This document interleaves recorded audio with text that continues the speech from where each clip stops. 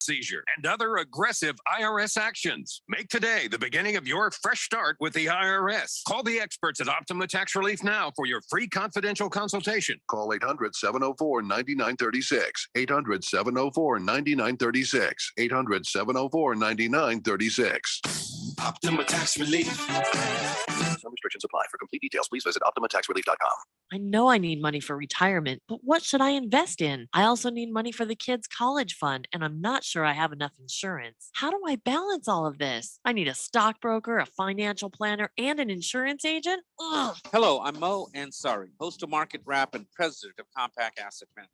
Here at Compact, we provide a holistic approach to wealth management with a team of professionals ready to assist you with all of your investment and financial planning needs. We offer our clients a 3-stage process that includes customizing a portfolio to fit your specific investment needs, creating a financial plan designed to help you reach your goals, and estate planning ideas to help ensure that your hard-earned legacy is passed down the way you intended. Call me at 1-800-388-9700 and let's talk about how we can work together to enhance your overall life experience. 1-800-388-9700, 800-388-9700.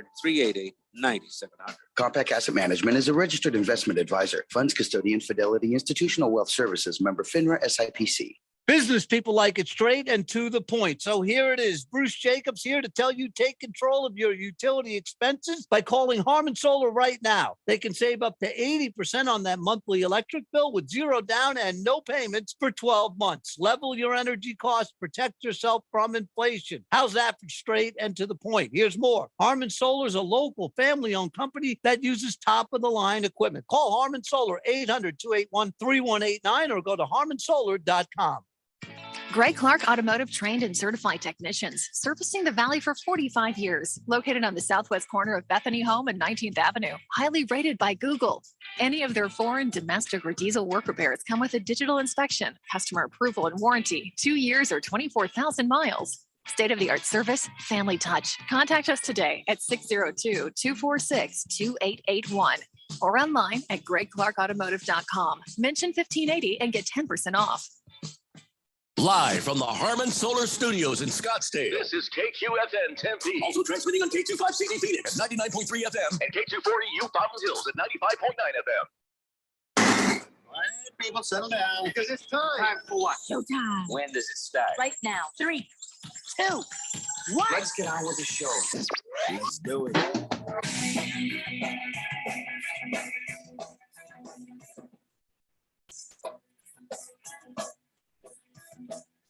All right, everybody, it's Wednesday here on the Daily Blender. I'm your good friend, your radio pal, Jeffrey O'Brien, alongside Randy White. Got Keon Rose in the control room, and you guys are on the Fanatic text line, 888-368-1580. We broadcast live in the Harmon Solar Studios in Scottsdale.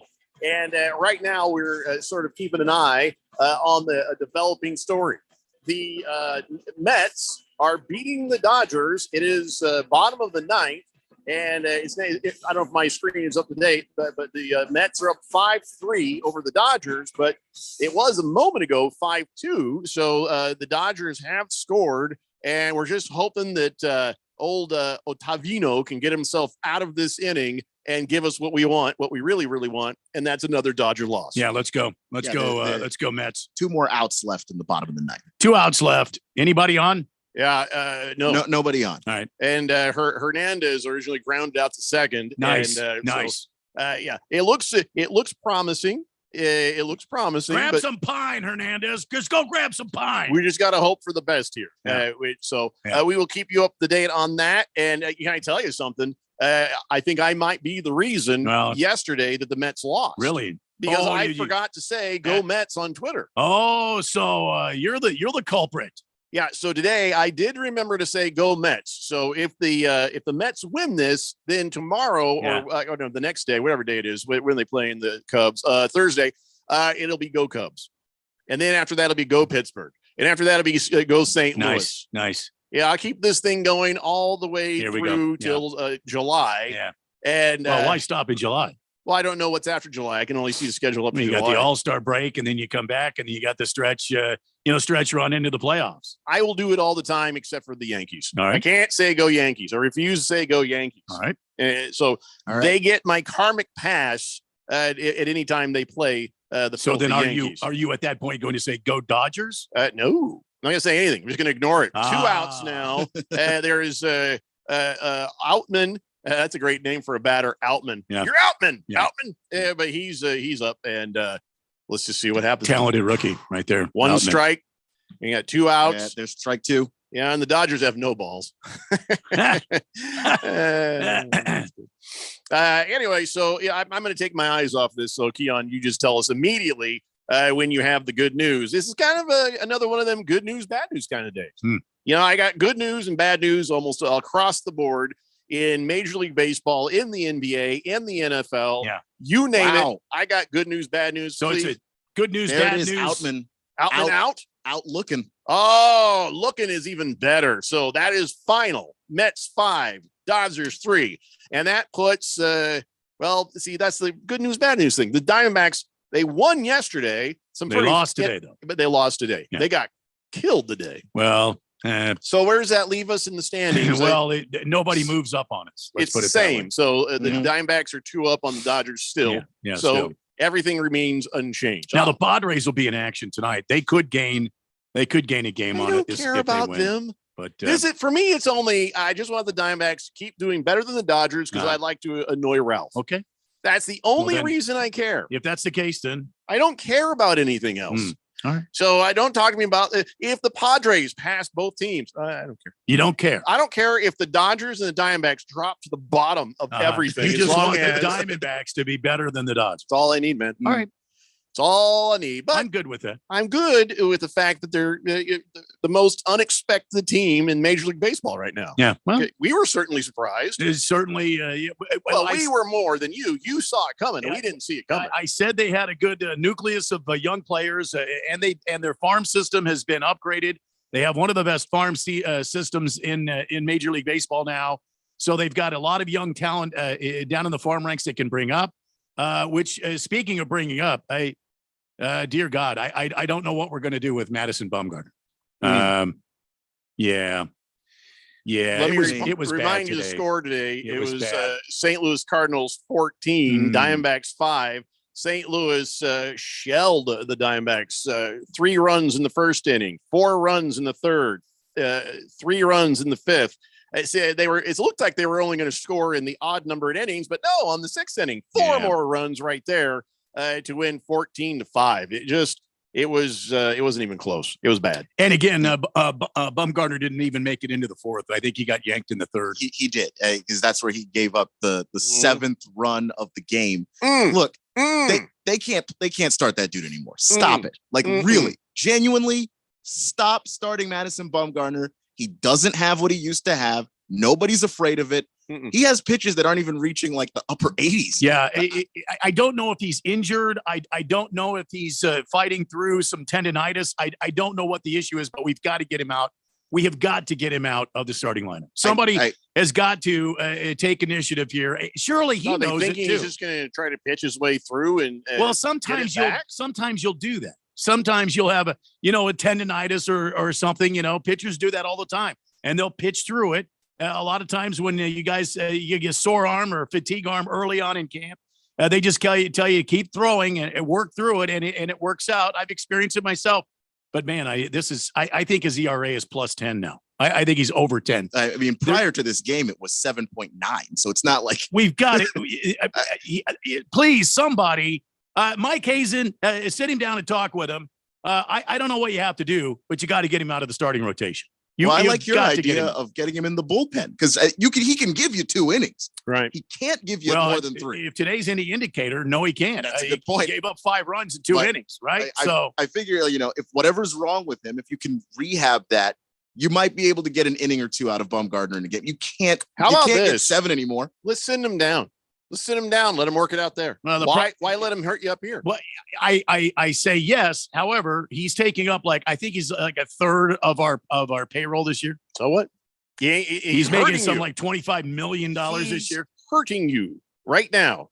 Send him down, let him work it out, bring him back up. I don't even know if that's going to help. I'll be honest with you. I think honestly, my gut instinct is this, and you guys, for it to mention, you can tell me if I'm wrong as well.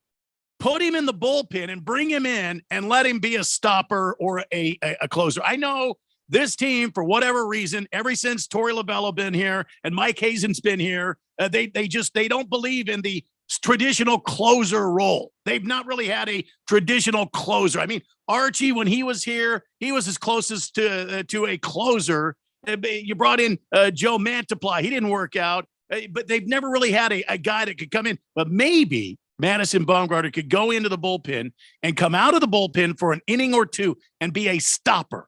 You know, he's because he's still like one of the great pitchers of the game. If he has anything left in that arm, use it. Try and get something out of him. Well, he's not thinking long term. Then he's thinking for an inning or two, 6 outs. I'm maybe. Just saying, you let Tatis go down there and start hitting dingers off of children. Why not send Bumgarner down and let him work his stuff out in a place where he can't hurt you? I don't think he's going to be a starting pitcher anymore. I don't think so either. And to Randy's point, the amount of payroll that he's taking up, it just makes you look bad. I didn't say forever. As a GM. Send him down for a week. Send him down for 2 weeks. It's no big deal. I'm not necessarily so saying early you're in wrong. the season. And by the way, Randy, he's 15% of the team's Oh my payroll, God. which is a lot. It's the most on the team. His line today was 3 innings pitched, gave up 7 runs, 7 earned runs, 7 hits, 4 walks.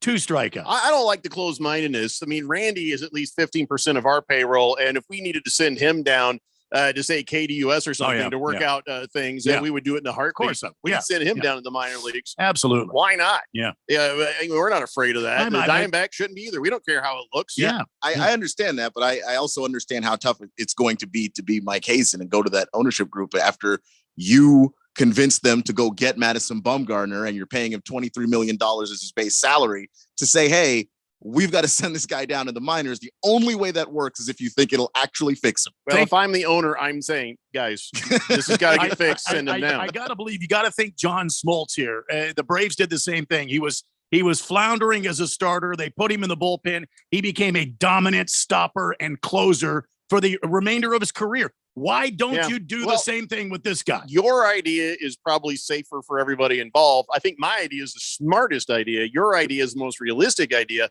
But God damn it, do something, Diamondbacks. You can't let this guy have a ball in his hand. Do not ever start that man again. He doesn't have the ability to go 7 innings. And you know what's going to happen is this will affect the entire team. What'll happen is they're going to be looking down the dugout line. Every 5th day when he's on the hill, they'll start losing confidence, and their play will suffer. And they'll just kind of write it off psychologically. They'll just kind of write it off instead of going out there and continuing to think they're in the game when you just don't know right now. You just don't know. The other part of this, though, you might not be considering. Yes, the Bumgarner thing's an issue, but also how long can you be in Missouri before you start to just sort of lose hope? Excuse me? To go to St. Louis, Missouri, and play against the Cardinals. Missouri is just a horrifically bad state. It's such a horrible place. Misery for whatever it is. Yeah, whatever reason you've I've been there. I've been through it. I just I could not drive quick enough to get out of that hellhole. Spent a week there one night. Yeah, St. Louis, Missouri. Oh my God, Missouri is the worst state. West of the Mississippi. Well, now there are some on the fourth dimension. A random texter. I think he's a Kansas City fan. No, I don't care. I think he's going to probably. He'll tell you he loves the team. Doesn't mean you have to love the city or state. Argue with you on that one. Well, you can try. Yeah. Well. But listen. The Diamondbacks, had a nice. They won the series against the Cardinals, which is the important thing. Yesterday, I don't know if you saw how Nick Ahmed hit that bouncing pitch, got himself a 2-run double. Yeah, hey, listen, way to get the job done. Look, he got lucky, and you know it. Listen. He was swooping down. He thought it was a low pitch. He's like, "Oh crap, that's low!" And just happened to meet the ball the right place. Yeah, better lucky than good. But like they say, good things happen when you swing. And it was a 2-2 pitch, and he's just like, bleep it.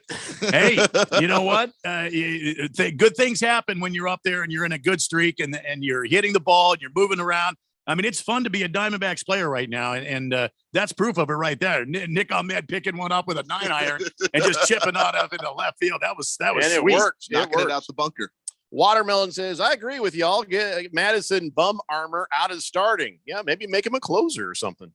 Big George says, I'm pretty sure you can't send down Madison Bumgarner. I don't know why people say stuff like that. You can't. Why can't we trade Kyler Murray or sit him on the bench and use a rookie? That drove Keon crazy anytime I said that. I'm just saying I mean, you can. It's just a waste of your resources. You know what? The resources are already wasted. I want to win. So if the resources are already wasted, I got to go back to you can't win. Let's go back. Let's go back to the Kyler Murray and hear me out. Let's go back to the Kyler Murray and rookie argument. I would say draft a quarterback, bench Kyler Murray, and you're spending all the money, but I'm getting my money's worth out of it, and make sure it's one of those rookies who can just walk in and play, and you'll probably win more games with that guy than Kyler Murray. I would do it in a heartbeat. I don't know. You guys are a bit more wise when it comes to the NFL than I am. So, but I don't see a quarterback on this list that is better than Kyler Murray. I understand the conventional thinking. I understand. That'll be an embarrassment to a GM, or it looks bad for the guys in baseball if they send Bumgarner down. I'm just thinking, you know what? I'm tired of conventional wisdom. I'm tired of people worried about what it looks like for their job. Wouldn't you like to see people just do the right damn thing? Yeah, I just think that benching Kyler Murray and drafting another quarterback is the wrong thing, because if you're going to draft a young quarterback, you have to surround him with talent if you want him to be successful. Where's your talent money? Oh, Kyler has all of it. You're screwed one way or the other. You might as well. And this is a good opportunity to do this with this offensive line. Just draft the offensive line first, move Kyler, then get the kid. Hey, I say we keep drafting quarterbacks. There it is. Good point. Because here's why. You got to keep drafting quarterbacks, because the last one's going to die too. So they're all going to keep getting killed. You just keep bringing them in. So then why not just keep draft him resources? That's a good point. Then draft the kid, and then if you move Kyler first and get the cap space he's hurt first right now, so we have an opportunity. So you have to wait. I say I don't if you know you want to draft a young quarterback, get the offensive lineman he's going to need. Get him the receiver he's going to need. Yeah. Get him the running game he's going to need. Get him the defense he's going to need first. Then draft the quarterback. Your conventional wisdom isn't working. I have a question. Yes, I have a question. Was Kyler Murray, was he or was he not drafted first overall by the Oakland Athletics? Yes. He was, in fact. And the Oakland Athletics are what kind of a ball club right now? They're what, three? Bad. They're the bottom place of everything. They are the last place team in the entire league. Maybe he could go play for them. Maybe we bring up one of their pitchers to be quarterback. Well, or do a trade, then the cap wouldn't be a cap hit, because he would have walked away voluntarily. See what I'm talking about? Plus, he'll never do it. He's going to collect checks. The A's could send him into that hole in the wall so he could fight the possum. And there we go. Just a lot of things going. Kyler's small enough to jump Carl up in that hole and grab one if he's athletic enough to take that possum out. Yeah, I believe you're right. He'll probably get a non-contact injury climbing on the desk. Well, he is from Texas. There's a lot of possum in Texas. That is a good point. Yeah, no, that's a fact. Yeah, I wish. That's all I can say about that. I wish. Fish Tank says no one hits a pitch off the ground like Vlad Sr. Oh, that's true. That's a good point. CK says, good afternoon, fellas. A closer? Come on, Jeffrey. He needs to be a DFA, an 86 mile an hour fastball, 70 mile an hour curveball. He'll get rocked in the bullpen. You know, Willow Murray is trash and burn and hell Lakers. How do you DFA a guy who's 15% of your payroll? You can't. And Madison Bumgarner still can pitch. I think you go about it a whole different way. You've got to approach this guy and say, look, Madison, it's not working as starting lineup. However, you could be a dominating closer. The guy could go in and get all gunged up in the bullpen, come out, throw three good outs or six good outs, stop in a game or close down a game when you need it. And it's a whole different ballpark. Then you don't mind spending the money. But if you DFA him and you lose all that money, what good is that going to do? By the way, yesterday, it bears noting that Clayton Kershaw got his 200th win. Yeah. And Trevor Bauer got some sushi. That ain't all Trevor got. Well, I don't want to get into his kink. Anyway, Colts fan Dan says Kyler was drafted 9th by the A's. Really? I thought it was first. I thought it was first overall. By the Oakland Athletics. I don't know. I'm not going to argue with Colts fan Dan, but I thought the same thing. So I stand corrected. Or Colts fan Dan stands wrong. I don't know. I got other good news, bad news. You want good news or bad news? Bad news. I always go bad news first. Well, I got to tell you though, part of this though, the good news is Okay. if it hasn't happened to you yet, you're in good shape. All but right. it's still between now and tonight. There's a chance. I don't know if it's already happened. Somebody Yeah. should look this up. But Solar eclipse. no, NASA says an old satellite is going to fall back to Earth sometime today. That gives you a 1 in 2,500 chance of being killed by a falling satellite. Oh my God. See, I knew it. I knew it when I woke up today. I knew it. They're like, well, what are the chances? They're like, low. Yeah, it's an old satellite they put up in 2002, watching solar flares. They decommissioned it 5 years ago, and it's been slowly falling out of orbit ever since. It ain't small. It's like 666 pounds worth of satellite. They're hoping most of it burns up in the atmosphere, but they're saying a good chunk of it could kill you. So last I saw, they said it would be around 6:30 p.m. our time, but they also said, well, and you know how exact NASA is. It could be 16 hours before that or after that, but we're thinking it might be that time. See, I knew it. So I'm just saying, maybe park in the garage tonight. Maybe sleep downstairs. I don't know. Just saying. There's a chance. A 1 in 2,500 chance. Kind of seems like a pretty good chance. I knew there was going to be a way that I would die today. That was it. Well, no, I mean, it doesn't Satellite mean, falls right on me. Space debris is a really cool story. If you're gonna go, that's a good way to go. know. Like the girl, what was that? That show that used to be on the TV there with Mandy Patinkin and the girl who died, and then she would go and touch people so their souls would leave. It was Dead to Me or something like that. Dead Like Me or something. know. Oh, that was actually a pretty good show. They ended it horribly, but it was a pretty good show. Anyway, what were we talking about? All right, I'll give you some good news then. If Okay, you're good worried news. about that, All right, Randy. good news. All right. Do you like the Reese's peanut butter cups? Generally, yeah. I don't know why it took them this long. How long have the Reese's peanut butter cups been around? Like for 50 years plus. Easy. Yeah. Well, now they're like, hey, we've had an amazing idea. Crunchy. So let me get this right. Yeah. They've had the smooth peanut butter, creamy. They've had the Reese's Pieces in the peanut butter with the creamy. They've had the pretzel pieces in the peanut butter. Hell, I think they had Cheese Whiz in the peanut butter. The big ass, the Reese's big giant peanut butter cup. ones. That's a good point. The little bite-sized ones. Yeah. And they are just now getting around to crunchy peanut butter. By the way, They've been saving it. It's not 50 years.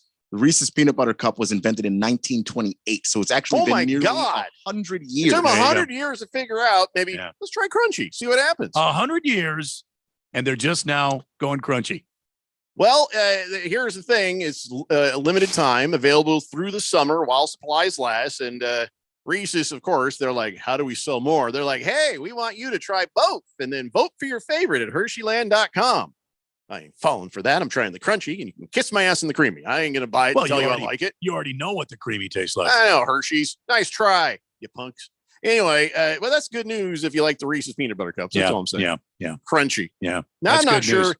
Thinking about if that was really a great idea. That's good news. You know what I'm saying? Is it? I like the creamy Yeah. peanut. I usually on a sandwich give me some crunchy. I'm good. See, when it comes to peanut butter, I can go either way. Yeah, I'm by peanut butter as well. Randy and I are both by. But I don't know if the crunchy has anything to offer the Reese's peanut Sure it butter does. cup. It's got those little crunchy peanuts in. I don't know if I'll be by when it comes to the Reese's peanut butter cups. Why? I'm going to try it. I mean, you gotta try everything. It's kind of like in college. All but I'm right. just saying, Randy and I are by. That's the big thing when it comes to peanut butter. Peanut butter. Yeah. How about, are you by? I'm not actually. You just don't like peanut butter? No, I just don't like crunchy peanut butter. Clearly, you don't like hot dogs and ketchup because you won't eat one. I mean, Don't start that again. I've eaten them, just not on camera. Yeah, you're not going to get anywhere with him. Oh, I know. It's obvious. He's pro-cancer, and just He's let him pro-cancer. have his beliefs. I'm Let him not- have his Doesn't beliefs. want to bring any hope or Just keep peace for giving a Berg guy and all. free wins in, Yeah. in fantasy football, and this is the thanks. I Wow. get. See, he's bitter more about fantasy Yeah. football. Because It's just, Berg called him bye cares- week. he That's cares why. Just about like, that I mean, more than I cancer. offer Oh, the, yeah, I bye week. offer All right, the man watch a bye this. week. I have watch done this. more I to- won't even to have a impact hot his dog, life and than- I than won't eating a hot videotape dog. the hot dog, and you can just sit over there and suffer. What do you think of that bye week? And this Enjoy is, the it's cancer. It's the thanks I get. All right. Sometimes I just pull the pin out of the grenade and I just do it because I feel like it. It's the Daily Blender here on 1580, The Fanatic. This is Brent Musburger's Action Update on 1580 and 99.3 The Fanatic. The best way to start betting smarter is to sign up for a free VSiN subscription at vsin.com/subscribe. That's vsin.com/subscribe. NBA tonight, the Memphis Grizzlies home to take on the LA Lakers in game 2. Lakers up 1-0, and they're a 1-point road favorite. -112 on the money line. Memphis -104 with an over-under of 225.5. Milwaukee, an 8-point home favorite tonight. Giannis Antetokounmpo doubtful with a back injury. Miami +280. Milwaukee -350. Over-under 220.5. And Denver is an 8.5-point favorite over the Minnesota Timberwolves in game 2. Nuggets -370. Minnesota +295. Over-under 222. I'm Tony Desiri with your VSiN Action Update on 1580 and 99.3 The Fanatic. Diabetes, high blood pressure, anxiety meds, everyone's on them. If you're a 50-year-old male, maybe a bit porky, and you may even have type 2 diabetes, $1 million of term insurance may only cost you about $200 a month. Call Term Provider. Speak with Big Lou at 800-444-9336. Big Lou will find a term life policy for you even if you have type 2 diabetes, are overweight, or have high blood pressure. Term Providers help thousands of people like you who think they can't afford term life insurance. To buy $1 million of affordable term life for you, all you need to do is call Big Lou at 800-444-9336. Lou will make sure the scales are tipped in your favor. Call 800-444-9336. Big Lou will answer your call and work to fit you into a term life policy that you can afford. Remember, Big Lou's like you. He's on meds too. Call 800-444-9336. 800-444-9336.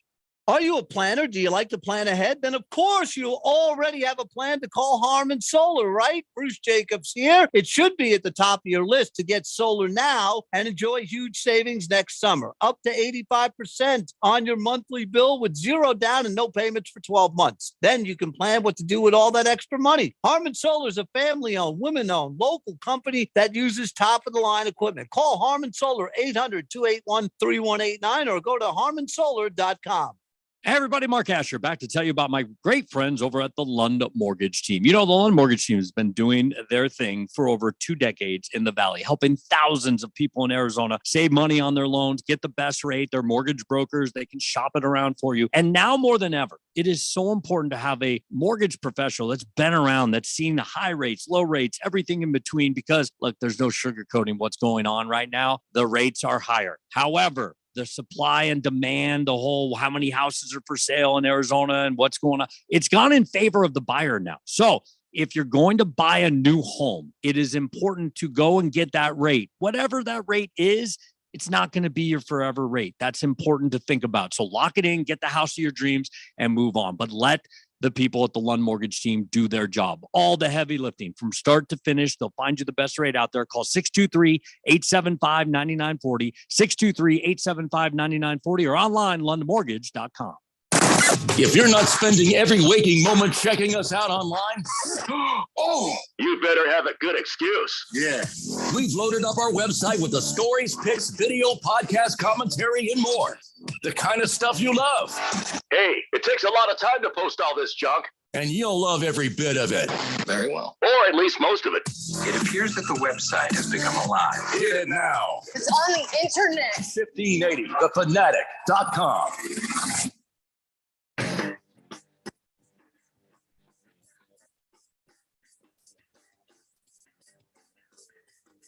It's David Blender here on 1580 The Fanatic. Now, I'm not trying to start it. I ain't trying to be rude. Well, that's a first. But of the LBGTQ, whatever it is, if we're bi, which one of the letters is it? The B.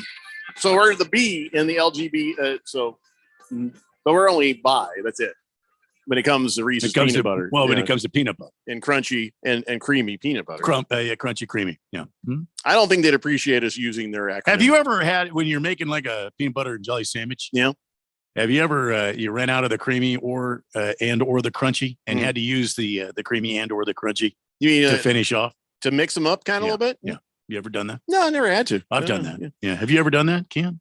No, The worst part is when you run out of good peanut butter and you got that healthy, oily crap in there. You got to stir and mix, and it sticks to the bread. It's horrible. It's got that oily goo on the top of it. That's the worst. My mom likes the healthy one, and then so I visit her for the holidays. The worst sandwiches. No, I'm going to Walmart. It's the wrong texture too. I'm sorry. It's the wrong texture. But if we use the LGBTQ thing, I don't think they'd appreciate us co-opting that, saying we're bi about peanut butter. But then again, they did sort of take the rainbow from everyone else. So I don't know. I mean, what's fair here? Well, I mean, I think that's okay. We could have our own flag. All right. So if we had a flag for being bi peanut butter, what would the flag be? The Jiffy flag. Well, Jif. That's three stripes. Could be Jif. Yeah. It could be Jiffy. It could be peanut butter brown or yellow, whatever you want to say. No, there's no yellow in peanut butter. What's the color of the Skippy peanut butter? It's like a peanut butter brown. Red. Yeah.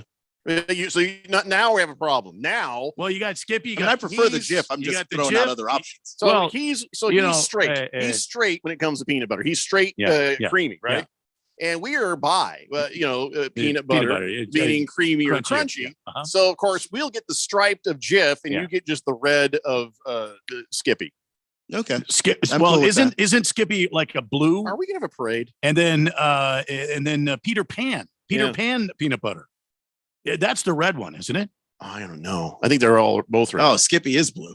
Skippy, blue. I think Skippy is blue, and Peter Pan is red. All right. Well, listen, I'm new at this. Their creamy peanut butter is like the light blue, and then the crunchy is the dark blue. Yeah. See. Oh, okay. So it's blue to dark blue. Yeah. But for us, it would just use the Jiffy. Choosy mothers choose Jif. Choosy mother. What?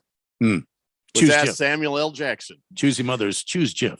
So anyway, what were we talking about? Oh yeah, but I like peanut butter. That's pretty much all I'm trying to tell you. 888-368-1580. So CK says, hey, what has Mad Bum shown you in the last 3 years, Randy? He can't pitch. He needs to retire is what he needs to do. Well, he's shown me a tremendous amount of courage for an older guy going out there trying to face major league hitters and still thinks that he has it. And I think the guy could go into the bullpen. And I think like I said, I think he could get all gunged up and come out there for 3 outs. You don't have to save yourself when you're coming out of the bullpen. When you're coming out of the bullpen, you have one job to do, and that's get outs. And I think Madison Bumgarner, with his pedigree and his background, could do that. I think he could come out of the bullpen, and I think he could really shake some games up. I have a question.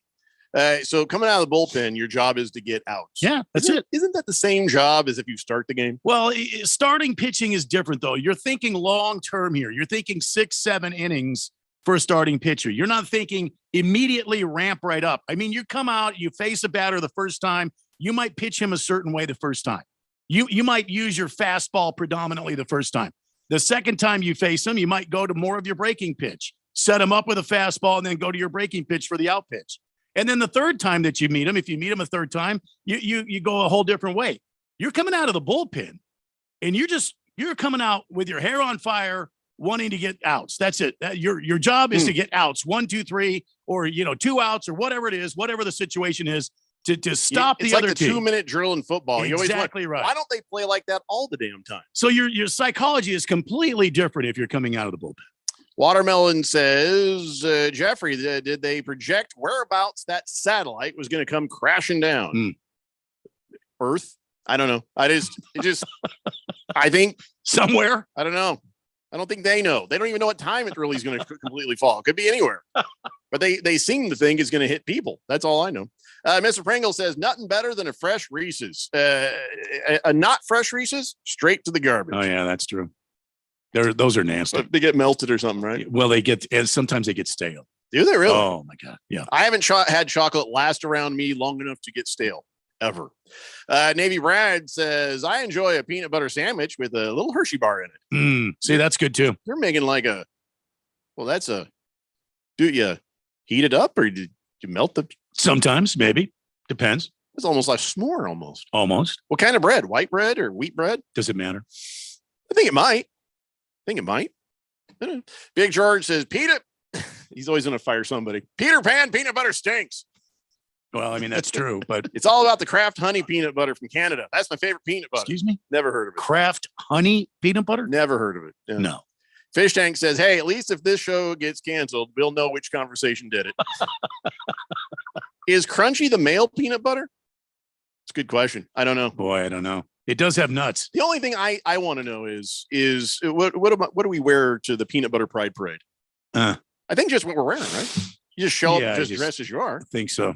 Is there any kind of clothing that talks about? I don't think so. Butter? No, I don't think so. Yeah. Peanut butter's not pajamas, very, maybe. Peanut butter's not very showy. Most people have eaten peanut butter late at night, I think, yeah. Or in middle of the day. Peanut butter is very comfortable. Yeah, like your favorite pair of jeans. What are you generally wearing when you eat peanut butter, Keon? Pajamas. That's what I'm saying. It's like a nighttime comfort food kind of thing. So I guess that if you have a parade, pajamas, which would be absolutely ludicrous, I guess you'd flannel pajama bottoms and just whatever t-shirt you got on. That's it. That's the Peanut Butter Pride parade outfit right there. Yeah. Why can't we? Why is everybody getting all tight about this? I'm not. I don't know. Who's getting I honestly don't think anyone's going to show up. People are talking about canceling. Like I don't think anybody's going to care. I think you're wrong. I think people are going to love a Peanut Butter Pride parade if we don't do it in the summer. Well, that's true. Peanut butter. Oh my God, peanut butter. We do it in the summer. That's bad. It is impossible. Like if I do peanut butter burger on the grill, that is a mess to clean up, man. Oh yeah. Like your Peanut Butter Pride parade everywhere. You don't need that. Other parades don't. Well, some. Anyway, Silver Pops says, have you guys seen the video of Westbrook arguing with that Suns fan? Silver Pops. We talked about it yesterday, man. Yeah.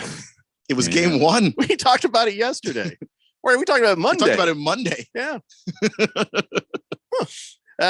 So do you have any information? Did you see anything about the satellite? Has it killed anyone yet? It has not killed anybody yet. The window of time, the middle of it's supposed to be 9:40. Yeah. Eastern time. Yeah. So for us, when we're driving home later, good luck. So I did see in the article that NASA did not say where. Can we give you some advice? If you're driving at about 6:30 p.m. tonight, zigzag. Just keep moving in serpentine. If you zigzag, that gives you a better chance of getting hit, or maybe not. I don't know. Yeah. I don't know. Yeah. What is better? What mathematically? I guess it's just all changed. Zigzag, I think, because you're running a straight line. I think you zigzag. Heavy Metal Maniac says Reese's peanut butter cups are great when they're frozen. I don't agree with that. It's just a punk. It's like I like them just as they are. Hey, little buddy, you don't gotta change yourself for me. I like you just as you are. See, I like them I like them regular, and I also like them just out of the refrigerator. I don't like them frozen out of the freezer. You know what? Somebody says you should. Oh, the best thing ever: freeze a Snickers bar. I miss that tooth. That was just. No. The hell were you thinking? Oh, by the way, speaking of sticky and other easy, I'm not going there. We just were watching the video, and it was one of the best things. And it's funny, the Mets beat the Dodgers in spite of this. Turns out Max Scherzer, he's a big fat cheater. They came out and they're like, "Hey, what's this sticky stuff you got there, buddy? Let me see that glove. What is that? What's your hand? You know what? You're gone." Got tossed for having a sticky substance. We don't know if he. Go ahead. Or for the arguing. Yeah, well, we don't know if he was cheating. I mean, because he was saying it was just rosin. It's just rosin. I mean, that's just kept repeating it over and over again. So if they misidentified it, because you are allowed to use the rosin. Well, did they take the glove from him to have it analyzed? Well, the umpire had him change his glove out the first time. There was a confrontation the first time. Then they checked him again, and there was still more sticky substance. And that's when he was tossed. And that's when the heated argument happened. It's just rosin. It's just rosin. On and on. So Max Scherzer is a cheater. I'm just going to say it. When somebody decides I'm wrong, let me know. I hope that they're correct about that, because you toss a guy, you better be right. Well, luckily for the Mets and for my hopes and dreams of seeing the Dodgers suffer, they still won the game anyway. Here's the problem. Scherzer had already been pushed back because of a back issue. And so this was a start that he missed from last week. Now, if it is upheld that it was a foreign substance, Max Scherzer will be suspended 10 games. Wow. Now that's good. So now there's got to be somebody at a lab analyzing. There will be some investigation into this. Big George says Padres finally won a game. Final score 1-0 over the Atlanta Braves. I don't care what the Padres do. And I don't. This is off air or is this on air? I don't care what anyone else does. I don't care if the Dodgers and the Diamondbacks plummet to the very bottom of the entire standings. I don't care if the Oakland A's suddenly whoop their asses. I mean, I do. I just want to make sure the Diamondbacks are doing better than the Dodgers. That's all I care about. I really want the Diamondbacks to win. I want that too, but more, I just want Ralph to suffer. I would love that. Is that wrong? They would maybe win the division and perhaps have a Yeah, playoff. just a little bit. Pump the brakes there. I know. If you set your hopes higher, Ralph will suffer either way. You know, I'm realistic. Yeah, you know, I mean, it wouldn't be okay. It'd be fine with me if the Diamondbacks went to the playoffs and the Dodgers I'm not didn't. saying I mean, that would even be more them fun. plummeting is going to happen or that I want it. I'm saying I don't care if the Padres jump up in the standings above the Diamondbacks and the Dodgers. I just don't. I just want the Dodgers to lose more than the Diamondbacks do. That's all. That's all. I'm realistic because I'm a Diamondbacks fan. Can it be the Diamondbacks just win a lot though? Sure. Okay. But listen, if I keep my expectations low, maybe something good will happen. But I don't know how low your expectations are if you're expecting the Dodgers to plummet to the bottom of the standings. It's happening. I mean, they're second, so it's happening. I mean, they're still very much ahead Speak it into being. Everyone else. But I'm just saying, if you want the Dodgers to suffer, the Diamondbacks are going to have to win a lot of games. I had low expectations for the Suns last night, even as I was watching them, and they proved me wrong. We will talk about that in a little bit. Right now, I still want to talk some baseball. Rob Manfred is saying, I think we're going to change something here. Oh, God. Yeah, he's like, we need to limit the length of contracts. You might agree with that. Well, he can say that, but the players' union's going to have another. They word already on that. have. Yeah. Their response will be swift and powerful. They called it an attack on the fundamental aspects of baseball's free market system. Yeah. So Tony Clark from the MLBPA, not to be confused with our peanut butter parade. Yeah. But I guess they're fighting on us. They're fighting on that. But I got to be honest. I don't think that Rob Manfred is wrong on this. I mean, NBA, their contracts are limited to 4 years. The NFL, there's a cap that they have to deal with. So that is, kind of crazy, but still manageable because, again, you pay one guy, we're going to get the money for everybody else. So what makes baseball think they're different? Rob Manfred is saying, let's limit these contracts. And of course, he's the mouthpiece for the owners who would love to see everybody have to do that. And why Tony Clark, you don't have to fight everything. Yeah, it doesn't hurt anybody. It doesn't hurt the majority of the people you're supposed to be speaking for, Tony Clark. All the other ball players. Well, there is an inequity between most ball players and the ones who got a 9 or 10 year contract. Tony Clark is going to argue that if you reduce the top, then that means everybody else making less is going to make even less. Millmen make a league minimum too. So just like the NFL did, right? Yeah. League minimum is right now 500,000. And also what makes baseball think they're different is that the players union has been kicking the owner's ass every single confrontation they've had since like the 80s. So it's just the Major League Baseball has a strong. Ronald Reagan should have taken care of this back in the 80s, like he did the flight attendants. Remember that? Well, you flight attendants, bitches, get your asses back in them planes. I don't think. Well, you flight bitches. I don't think he said that. I'm sorry. That was the air traffic controllers, not the flight attendants. I think that seemed a little more important, didn't it? just a bit. Well, serve me some peanuts and a drink and shut the bleep up. Yeah, you're right. You got it right. I got it wrong. That's my Nancy told me I had to come out and say this strongly. Hey, get back to work now. Hey, I'm going to take a nap. And now I'm going to take my tray to the upright position, Nancy. Come on over. All right, let's take a break. It's the Daily Blender here on 1580, The Fanatic. Well, hey, I'm Andy. If you don't know me, it's probably because I'm not famous. But I did start a men's grooming company called Harry's. The idea for Harry's came out of a frustrating experience I had buying razor blades. Most brands were overpriced, overdesigned, and out of touch. At Harry's, our approach is simple. Here's our secret. We make sharp, durable blades and sell them at honest prices for as low as $2 each. We care about quality so much that we do some crazy things, like buy a world-class German blade factory. Obsessing over every detail means we're confident in offering a 100% quality guarantee. Millions of guys have already made the switch to Harry's, so thank you if you're one of them. And if you're not, we hope you give us a try with this special offer. Get a Harry's starter set with a 5-blade razor, weighted handle, shave gel, and a travel cover, all for just $3 plus free shipping. Just go to harrys.com and enter code TRUST at checkout. That's harrys.com, code TRUST. Enjoy. Business people like it straight and to the point. So here it is. Bruce Jacobs here to tell you take control of your utility expenses by calling Harmon Solar right now. They can save up to 80% on that monthly electric bill with zero down and no payments for 12 months. Level your energy costs, protect yourself from inflation. How's that for straight and to the point? Here's more. Harmon Solar is a local family-owned company that uses top-of-the-line equipment. Call Harmon Solar 800-281-3189 or go to harmonsolar.com. With LifeWell, help is here to support our community with counseling, housing services, and addiction treatment. We focus on adults and young adults with financial need. Learn more at lifewell.us and join our team to make a difference in the lives of others. We are hiring counselors, nursing staff, psychiatrists, and more. Start a career of hope, health, and healing at lifewell.us. This message is sponsored by LifeWell and a Virginia G. Piper Charitable Trust COVID Response Grant. Have you ever cut your own hair? Do you do your own car repairs? Would you ever consider performing surgery on yourself?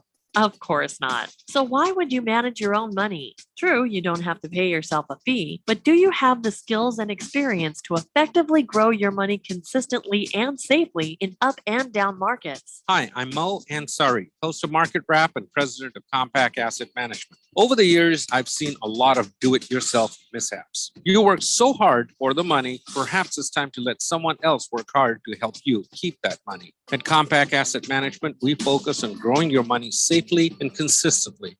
Call me at 1-800-388-9700 and make an appointment for a free portfolio review. Together, we can help you reach your financial goals. Call 1-800-388-9700. That's 1-800-388-9700. Compact Asset Management is a registered investment advisor. Funds custodian, Fidelity Institutional Wealth Services, member FINRA SIPC. 1580 The Fanatic. And at 1580thefanatic.com. Your home for sports.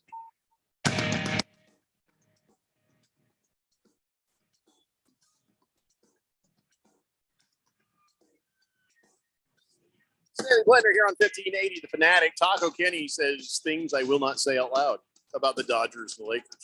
Positive things. So Taco Kenny says positive things about the Lakers. Okay. I will not read this because then that sounds I like think you could I'm just saying it. I think you could just leave it right there. Yeah, I think that's Taco Kenny says positive things. Yeah. Let's see. Silver Pop says Nutter Butter. That's the way to go. Ooh, Nutter Butter. Have you ever had those? So you guys, let's take a moment with this. Reese's peanut butter cups. They have what is closer to real peanut butter. Yeah. Butterfingers. That is an abomination. And I think the Nutter Butters don't have quite the right kind of. Yeah, but they've got that different. They've got that peanut butter in the middle and that wafer. Is it peanut butter? Ooh, yeah. Oh, yeah. Yeah. Have you had the Nutter Butter? And those soft wafers. It's got those. Oh, yes. Have you had those, Keon? It's been a little bit. The Nutter Butter peanut butter bar. I should probably get one now.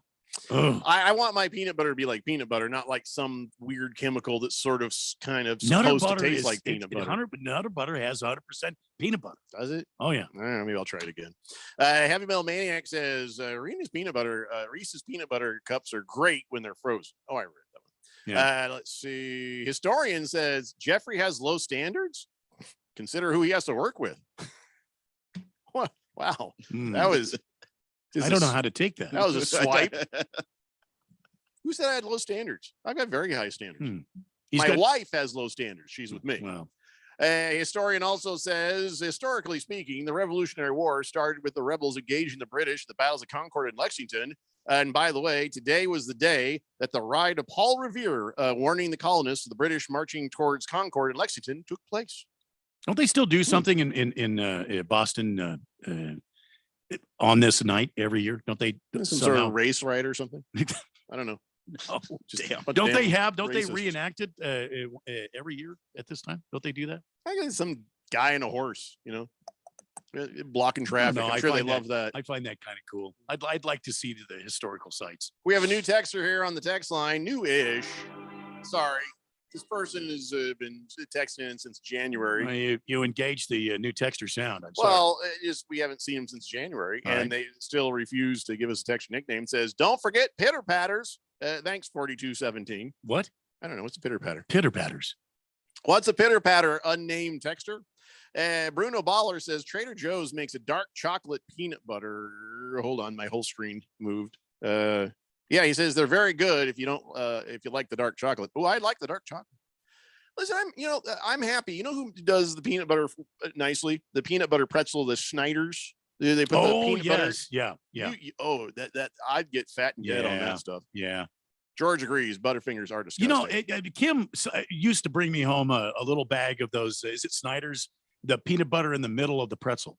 They've infused it. It's like a peanut butter. It's a pretzel bite. That's what I'm talking about. Oh, I thought you were talking about the chocolate Did covered. I not just say that? I thought you were talking about the chocolate I covered. never said the words chocolate. I'm sorry. All right. So, by the way, ladies and gentlemen, it's time for your man of the day. Man of the day. You can't even argue this. The Winnipeg Jets last night, Morgan Barron skate to the face. 75 stitches. You know how bad a cut is to get 75? His teammate said it looked like he got attacked by a shark. And he came back. Did you see how it happened? In the game. Did No, you see how it happened? I haven't seen it because I don't want to see the gore. There was a scrum in front of the net, and he what? went a scrum, Okay. a pile of human beings. Yeah.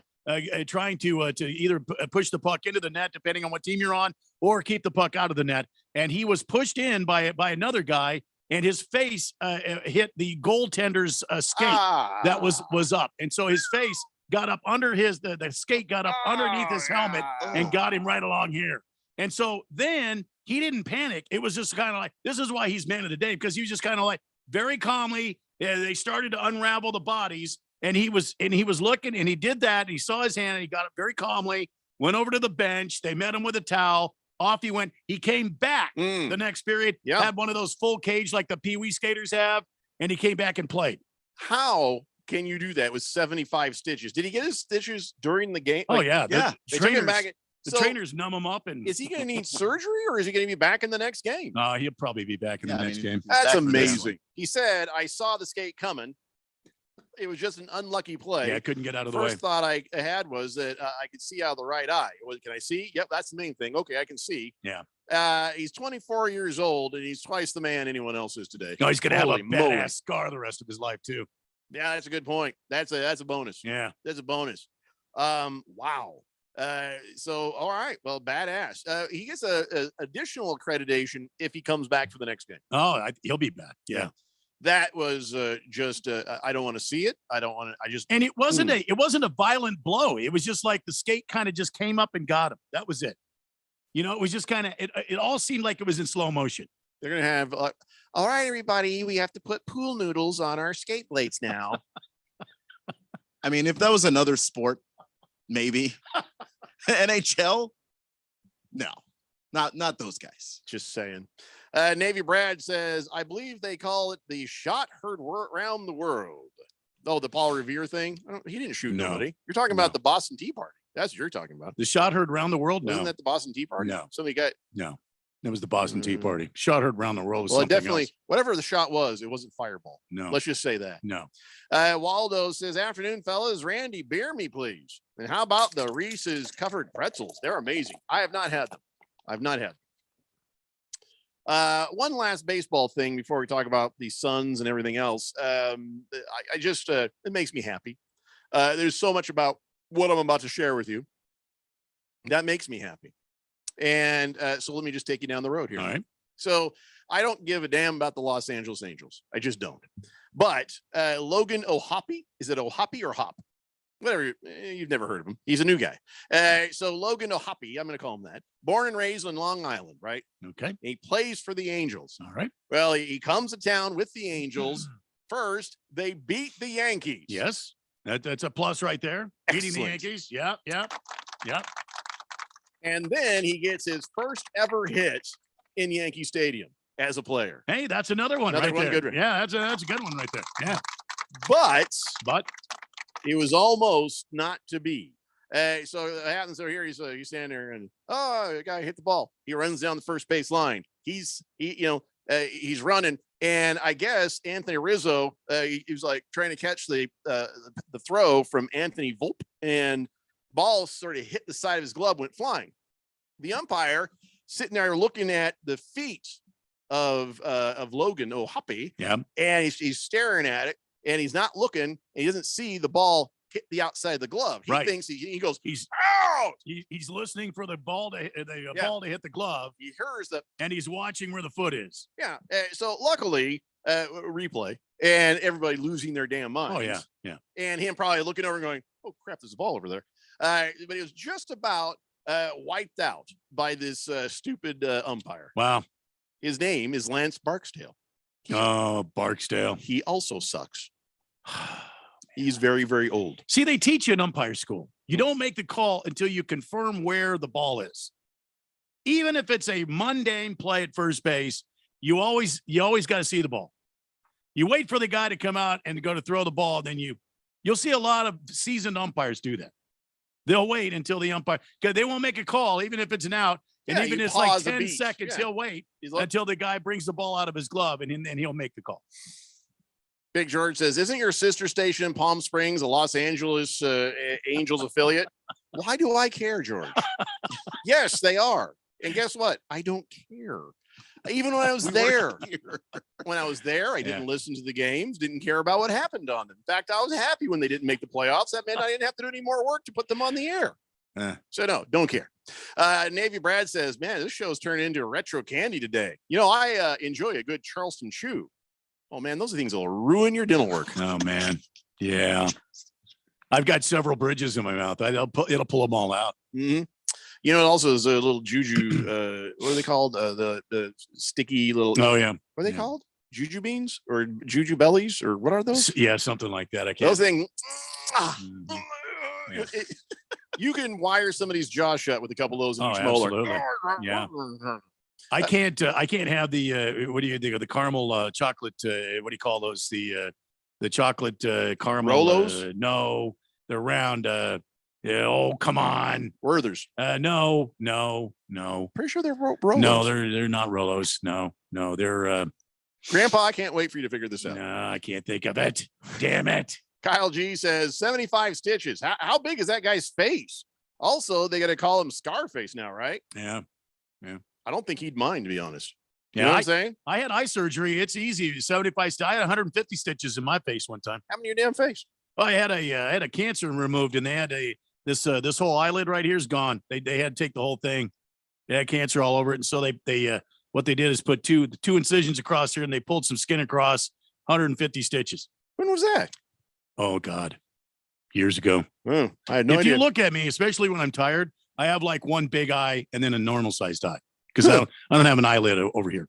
You got a lot going on, man. Yeah. Oh yeah. Wow. Scratch me because it says Milk Duds, Randy. Milk Duds. That's Milk it. Duds. Oh my God. That's it. That's the one. Okay. That's it right there. Yeah, those will get you dental work too. Yeah. Baby Got Dak. Also, hey, Baby Got Dak. We haven't heard from you in a while. She's on the Milk Duds right there. Mr. Pink Eye says, I would say hockey and NASCAR has the most gruesome injuries. Even being crew pit can be dangerous. Well, I mean, yeah, crew pit. Yeah. You get down on the pits there and you get hit by those cars and they're moving. You don't play games, man. They're moving. You ever been hit by a car? Oh, yeah. Have you ever been hit by a car? No. I'm 61. Nearly everything that I can know, happen you've to a got human everything. being has happened to me. Yeah, I'm trying to think if I've been hit by a car. I've been nudged, I think, but I don't think I've been like straight up hit. Oh, yeah. Yeah. I used to mess with my best friend's mom. She would take us to the movies, and I Excuse me? Wait a like, minute. not like Wait, that. try again. Now, I have never Prank. I've I been used to around here. prank. Oh, okay. Prank. Okay. That's what we're calling it now? Yeah. All right. And what I would do is I'd pretend like she slammed my fingers in the door, and I go, ah, and I have my hand there, and she'd be like, oh my God. And then one time it actually happened, and she just kept driving. I'm like, I'm not kidding. Oh, because it was like we were in the back seat. It was a 2-door car. I'm not kidding. I swear to God, please just stop and open the door. Little boy cried wolf one too many times, huh? Boy who cried, you crushed my fingers. Yeah, my fingers were like Fred Flintstone. Just boom, boom, boom. Served me right, though. Scratch because noticed that Keon and I pronounce pajamas differently. Who's right? What'd you say? Pajamas? I guess. Pajamas. I know that they're just random words I pronounce weird. I don't actually care. Nude. I just said pajamas. So say it again. I said pajamas. Yeah, pajamas. Pajamas. Nude. They scratch me because shut the hell up. I'm not going to sing the song right. That's what I'm going to do. So. Oh, no. Heavy Metal Maniacs have been hit by 2 cars. Oh, we got to read that when we come back. It's Daily Blender here on 1580 The Fanatic. Ad paid for by the Sentinel Group. Attention veterans, active duty military, civilians, and contractors. If you were issued earplugs between 1999 and 2015 and were diagnosed with hearing loss or ringing in the ears, you may be entitled to compensation. The manufacturer of these military earplugs recently paid $9.1 million to resolve claims that their earplugs were defective, potentially exposing service members to damaging sound levels that could have resulted in hearing loss or tinnitus. If you or a loved one were issued earplugs and were diagnosed with tinnitus or hearing loss, don't wait. You fought for this country, and our attorneys want to fight for you. Call 800-789-4407 now for a free legal consultation and to see if you may be eligible to file a claim. Time restrictions may apply, and you pay nothing unless there's a recovery in your favor. So call 800-789-4407 now. Again, 800-789-4407. That's 800-789-4407. It's back. The second annual Fire and Fairways Charity Golf Tournament presented by Kasai Japanese Steakhouse is Monday, June 5th at Silverado Golf Club in Scottsdale. Supporting Arizonans for Children, helping foster kids since 2002. Early entry is just $160 and includes fabulous lunch and drink celebration at Kasai Japanese Steakhouse, Scottsdale. Win a trip to the 2023 Ryder Cup, a Pebble Beach golf vacation, a 2-year car lease from Coulter Cadillac, and much more. You can help. Be a sponsor or donate a prize. Go to fireandfairways.com. That's fireandfairways.com. You've made your financial plan, but are you prepared for an emergency? Hello, I'm Mo Ansari, host of Market Wrap and president of Compact Asset Management, where we focus on holistic wealth management. That means helping you find the right investments and planning for the future. But the best investment plan in the world can be ineffective if you or your loved ones cannot access the information quickly. Do you know your account numbers and where your insurance policies are kept? Who do you want to take care of your children if something happens to you? From a natural disaster to a death in the family, every household needs an emergency plan in order to cope and recover. Call my office at 1-800-388-9700 and ask for the personal financial information packet, which can help you keep all of your important details together for easy access. That's 1-800-388-9700, 1-800-388-9700. Compact Asset Management is a registered investment advisor. Funds custodian, Fidelity Institutional Wealth Services, member FINRA SIPC. In many countries around the world, medical care is scarce. Countless millions have no access to safe surgery. Mercy Ships is there to help. Mercy Ships provides free surgeries for the thousands of those who are waiting for surgery at each port. Mercy Ships is bringing services to countries that would otherwise never be able to access those services. Find out how you can help by visiting our website at mercyships.org. That's mercyships.org. KQFN Tempe, also transmitting on K25CD Phoenix at 99.3 FM and K242 Charles Hills at 95.9 FM. All right, people, settle down. Because it's time. Time for what? Showtime. When does it start? Right now. 3, 2, 1. Let's get on with the show. Let's do it.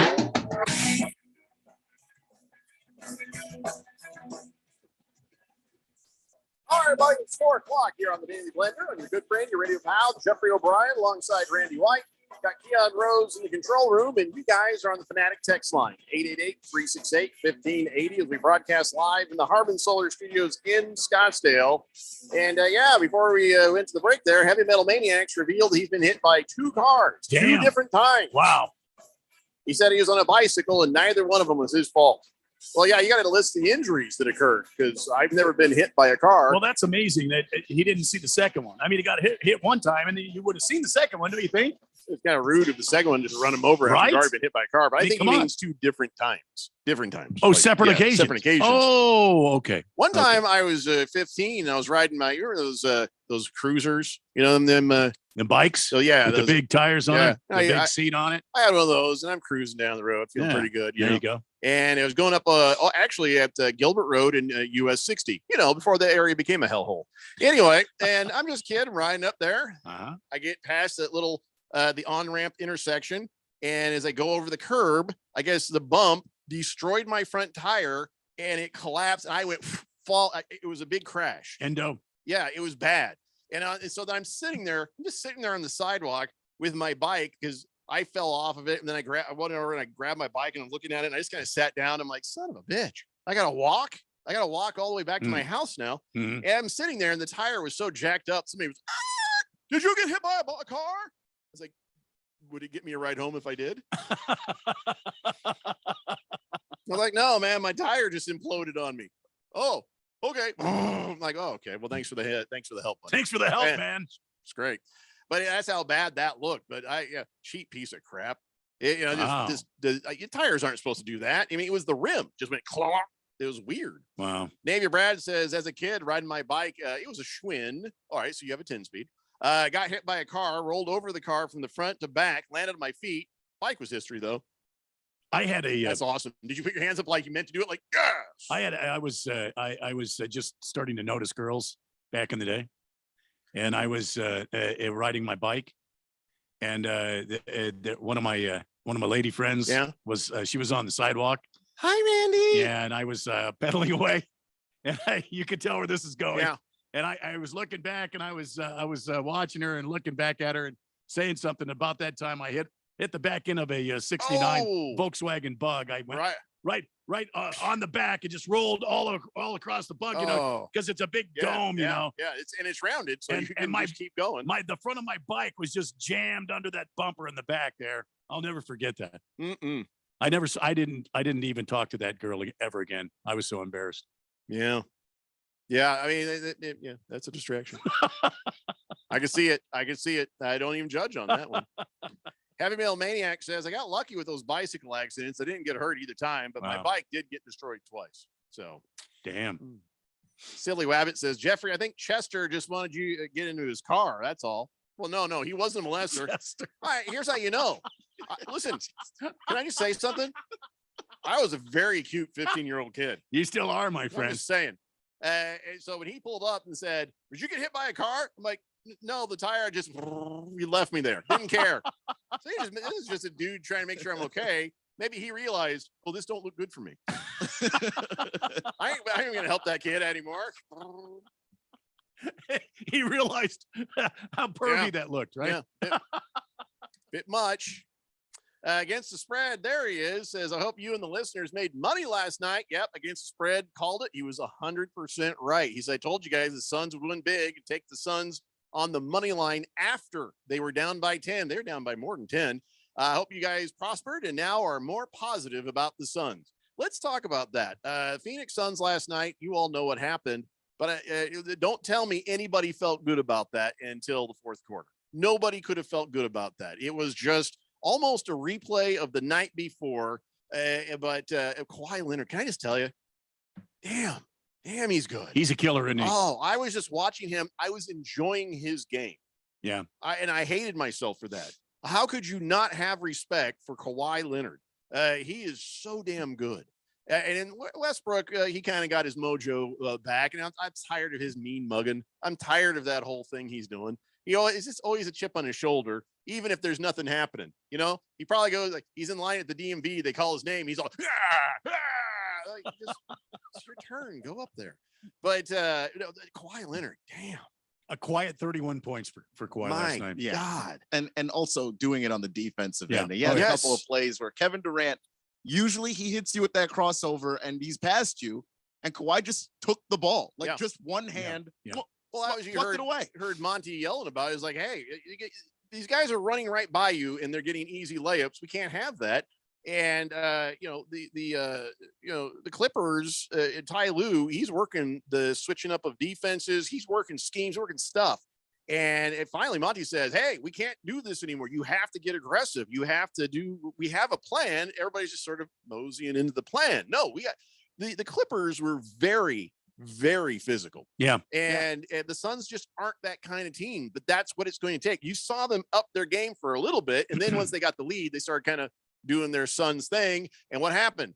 The lead started to sort of disintegrate. The Suns are going to have to get more physical or they will not win this series. Yeah, Suns not a very defensive team. I mean, if they don't outscore you, then you're going to be in the game. And I'm fearful of game 3 in LA because you're exactly right. What you guys said, the Clippers are a very physical team, and I have a feeling they're going to step it up a notch in LA. The other part is, remember we talked about the benches. The bench for the Clippers outscored Phoenix's bench 30-13. That is something worth talking about. Everybody wants to tell me, oh, the bench is fine. You got rid of 2 starters. This is a different kind of feel of our bench than what we've had in the past. We've had better benches. And when you pile up all these stars out there and you have to well, here's the deal. We got to leave 1 star out there or else we see everything go to hell if we don't. And it's not a great thing. I'm just saying, there's still work to be done on that bench. But as far as everything went last night, I told you what I said yesterday. I said, I never feel comfortable with a 10-point lead until there's 2 minutes left. Then I feel better. I didn't feel comfortable with the 10-point lead until it was 1 minute left. The Suns are still not with getting the Clippers. The Suns are still not getting the calls. They're still not getting to the free throw strike. What was the stats on the calls? I know Clippers were 28-31. The Suns were 13 of 14.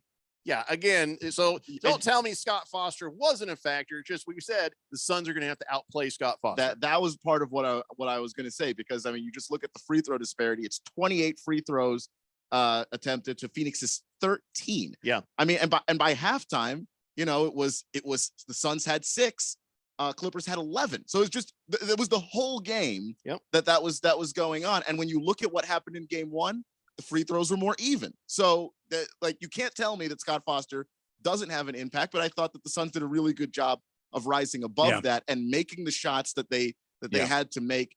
They were incredibly efficient from the mid-range, which is where they're going to kill people. I think Chris Paul, Kevin Durant, Devin Booker were combined 17 of 25 from the mid-range. That's like 68%. That is red hot. They've got to keep doing that. Booker was on fire with 38. Kevin Durant was still doing his thing. Still not really going for the gusto on that. He got 25 points and he did play some nice defense, but you still wish he'd get more aggressive. Well, and it's the same argument we've had for DeAndre Ayton, but DeAndre Ayton, he found a spot on the floor and just kept hurting him over and over again. When you're Kevin Durant, you've got Kawhi Leonard, former defensive player of the year on you. Yeah, that's going to affect you a little bit. You know what I mean? It's going to affect you, but also I just think that that's actually an adjustment that Monty made. There were a lot of more plays with Kevin Durant as a decoy because the Clippers are switching on every single screen. You can start to find mismatches. So you were able to find Chris Paul going up against Eric Gordon. Right. You're able to find Devin Booker against Eric Gordon. Gordon's too small to guard Booker, so that's just it. I mean, there were moments there where those other guys were able to excel because Monty realized they're paying so much attention to Kevin. Right. Let's get everybody else some shots. So what that means is Kevin Durant's 25 is worth more because of what he opened up for everybody else by being the decoy or being the one that took the attention from your former defensive player of the year, Kawhi Leonard. So, I mean, it was a great game to watch. I never felt comfortable. And then, of course, when they came back from behind and Devin Booker tied, the half with a 3-shot. I mean, it's just like, okay, wow, that's something. But I never feel like the Suns can ever be comfortable playing the Clippers. If they get up to a big lead, a 10, 15, even 20-point lead early in the game, safe. Not even a little bit. You got to keep. And the Clippers have the right spirit and the right energy. And I wish our Suns could have that. If our Suns could match that, they win every damn time. I do think that the Clippers have this these guys don't back down from anything. They're not afraid.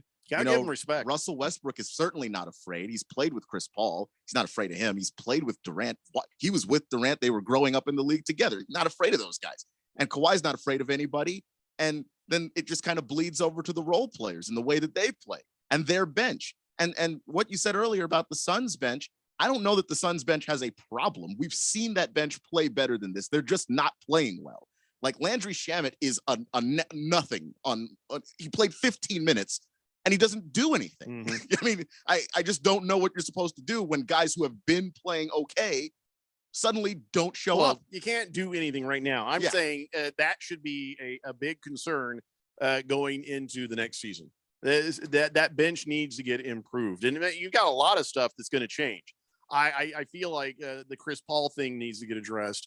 And there needs to be some better talent on that bench. Now, how you do that, how you work that, how you cap that, that's not my job. That's James Jones's job. But something obviously will need to get done. So here we go. How do you feel? How do you feel right now about the Suns' chances? I don't know that they're going to get out of this series. I'll be honest with you. I love the Suns. I don't want to be wrong, but man, the way the Clippers are, even in losing this game, I have to wait and see what the Suns do in Game 3 in Los Angeles. Hostile environment. Yeah. How does this Sun play together? How the Suns play together? That'll be a telling tale for me. I kind of feel like this is going to be a long series. Well, it's they going only to go need the one. length. They only need one to get the home court advantage back. Yeah. But you don't want this series to go that long. And if the Clippers win, I'm sorry, Keon, if the Clippers win Game 3, I have a feeling that could be curtains for the Phoenix Suns. I disagree. I thought that this was going to be a 6-game series. These guys haven't played together in the postseason before with the pressure and everything that comes with the postseason. This is a good Clippers team. And I think they're probably going to split in LA. Honestly, I think that they're going to probably have to. They're going to probably drop one in LA. And I don't necessarily see that as a problem with the free throw disparity that we had last night, for them to still be able to win the basketball game, because they are shooting a better field goal percentage. Scott Foster. They are turning the ball over less. With all of those things, I just don't think that we're going to have too many games where, it's coming down to the wire and the Suns are playing that well. Well, I kind of agree with Randy. If they lose the next game, that is a bad sign. It's not a great sign, but okay. But if they split in LA, it's also not a bad thing. I think for momentum, they definitely need to win. When's the next game? Thursday? When is that next game? Yeah, tomorrow night. Mm-hmm. Yeah. They got to win that. Every game's a must win in the playoffs, but this one feels like, you got to get that thing. All right, so I'm not feeling overly confident about the Suns. I'm not. I'm rooting them on. I'm not boo-hoo Magoo here, but this is tough. I feel like this will end up being their toughest matchup. If they get past the Clippers, I feel good about their chances to get through the West, and then we'll see what the East has to offer. I'm not sure this will be their toughest matchup in the West. In the West, well, who else is going to give them this much trouble? The Nuggets, which is who they'd have to play next. They're not going to make it. The Nuggets are the number 1 seed playing the Timberwolves. Yeah, they're going to sweep them. No, the Timberwolves are going to rise up. You listen to Donnie; he'll tell you. Come on, Donnie, let's go. I mean, the Timberwolves might as well not have even made the playoffs. They're getting run over. I know this. I'm just trying to make Donnie happy. I know, but I can't even joke about it. They're getting crushed. All right. Well, the Denver Nuggets we'll worry about later. Let's just get past the Clippers. This is tough enough. Boomer Sooner says, Jeffrey, when I was about 6, my neighbor took off my training wheels while my dad was at work. It took me to the top of the street, which is the top of a hill, and said, Jimmy, just go for it. 25 yards down, I hit one of those stakes in the grass when somebody's growing new grass. Face flop on the concrete. I had a third eye for a month. The hell's this neighbor, stranger danger, Boomer? What's he doing messing with your training wheels? Putting stakes up because of a new grass? This whole thing just sounds weird. Cards Chappie says, I'm wondering if Monty is going to make some bench adjustments. Well, I don't know how you adjust the bench. There's not much of a bench to adjust. I mean, the guys that are there just have to play better. I'm sorry. There's just no getting around that. Busy played pretty well. Yeah, he says we've hardly seen anybody besides Busy and Shamet. And Shamet's absolutely useless out there. Where were Ross? Where's Lee? Where's Landale? Where's Damian Lee was supposed to be a free agent pickup this offseason that was supposed to help. He played 3 minutes. TJ Warren played 2 minutes. Ish Wainwright played 41 seconds, which I don't know. Like, they just have to play better. Bizzer7 sends a GIF. He says, the Suns we need and the Suns we got. The first one is a picture of an angry sun. The second one is a picture of the sun from the Teletubbies. just a baby. Yeah, it's not a bad it's not a bad comparison, Bizzer7. Yeah. These Suns seem a little bit kind of chill. You know what I'm saying?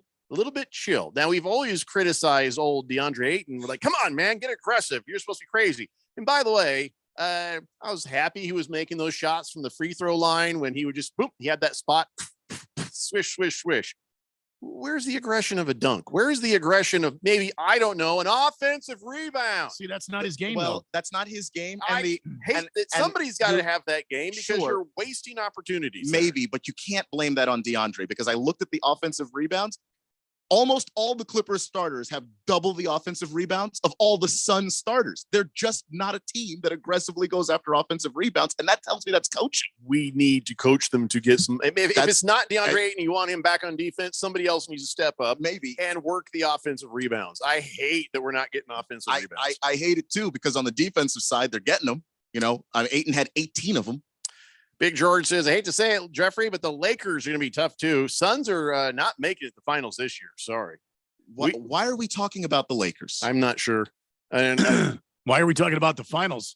Let's talk about the next game, Thursday night. Let's get out of this series. But like the Lakers are playing the Grizzlies. It's not a cakewalk happening over there. Yeah. And if you did meet the Lakers, you'd meet them in the conference finals. Why are we talking about the Lakers? Yeah, they're not going to make it to conference finals. What are you talking about? You can decide who I'm talking about. Waldo says, I had the front rim on a Target brand bike fold like a taco shell coming off a curb in front of a sorority row in college. Oh, boy. I went ass over tea kettle in front of about 200 college sorority girls. Needless to say, finding dates was kind of rough that semester. I bet it was. Blavin. Just take that semester and be a monk. Yeah. Yeah. Or just, grow your hair out or shave your mustache. I don't know, do something. All right, so let's talk about this. Los Angeles Lakers are up 1-0 over the Memphis Grizzlies. They're playing here in about 15 minutes.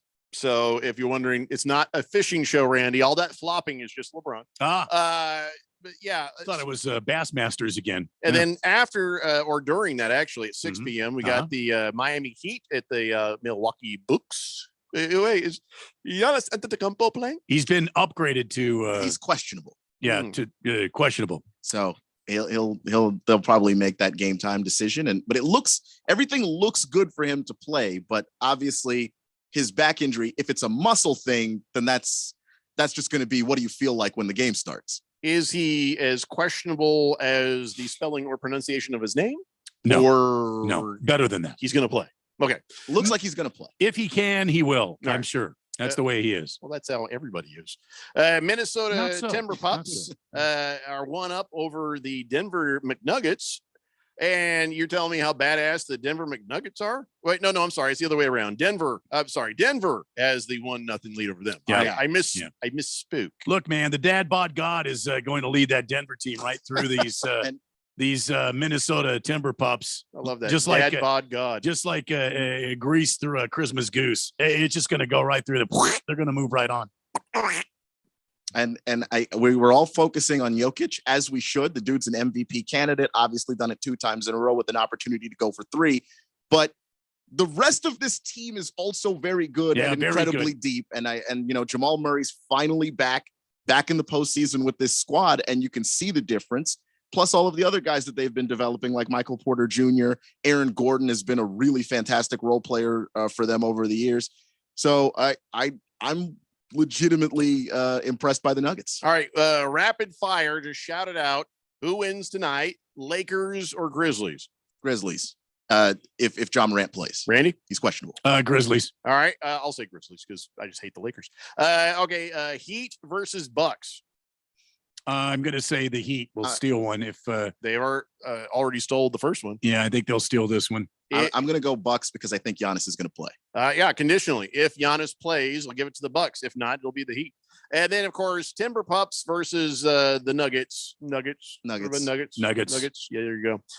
So that's what we are seeing and will predict for tonight. When we come back, let's talk a little bit about what happened last night. There's some interesting things before we do eventually.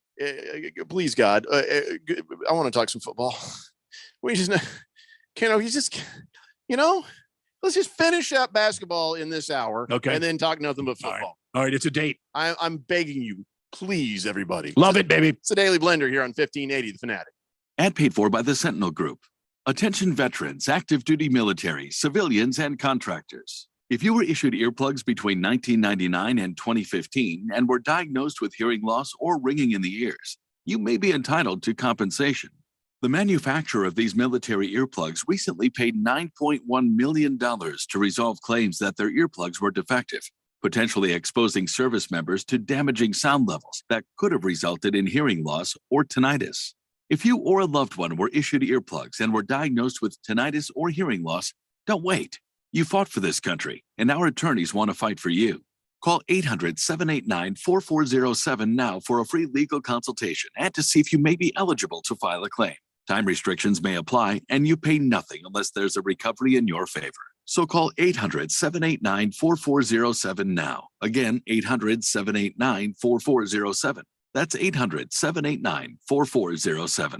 Hey everybody, it's Mark Asher back to tell you about my great friends over at the Lund Mortgage Team. For years, I've been telling you about refinancing, new home loans, all the great stuff that the Lund Mortgage Team can help you with from start to finish. Now, things have gotten a little crazy, right? The rates were bouncing all over the place. Now they're officially higher than they've been in a long time. And now more than ever, I think it's important to have a mortgage professional that has been there, done that. Any Yahoo can sell you a mortgage when it's 2.75%. Those people are going away. The real professionals are the ones that are staying in business and helping their clients through this kind of tough time out there as far as mortgage rates are concerned. Those people are the Lund Mortgage Team. Matt Oliver, Lisa Lund, they've owned this team for a long time, over 2 decades in the Valley. They are the best in the business, and they will walk you through the process, whether it's refinancing now or probably more importantly, a new home loan. Let them do all the heavy lifting for you. Call today, 623-875-9940. That's 623-875-9940 or online, lundmortgage.com.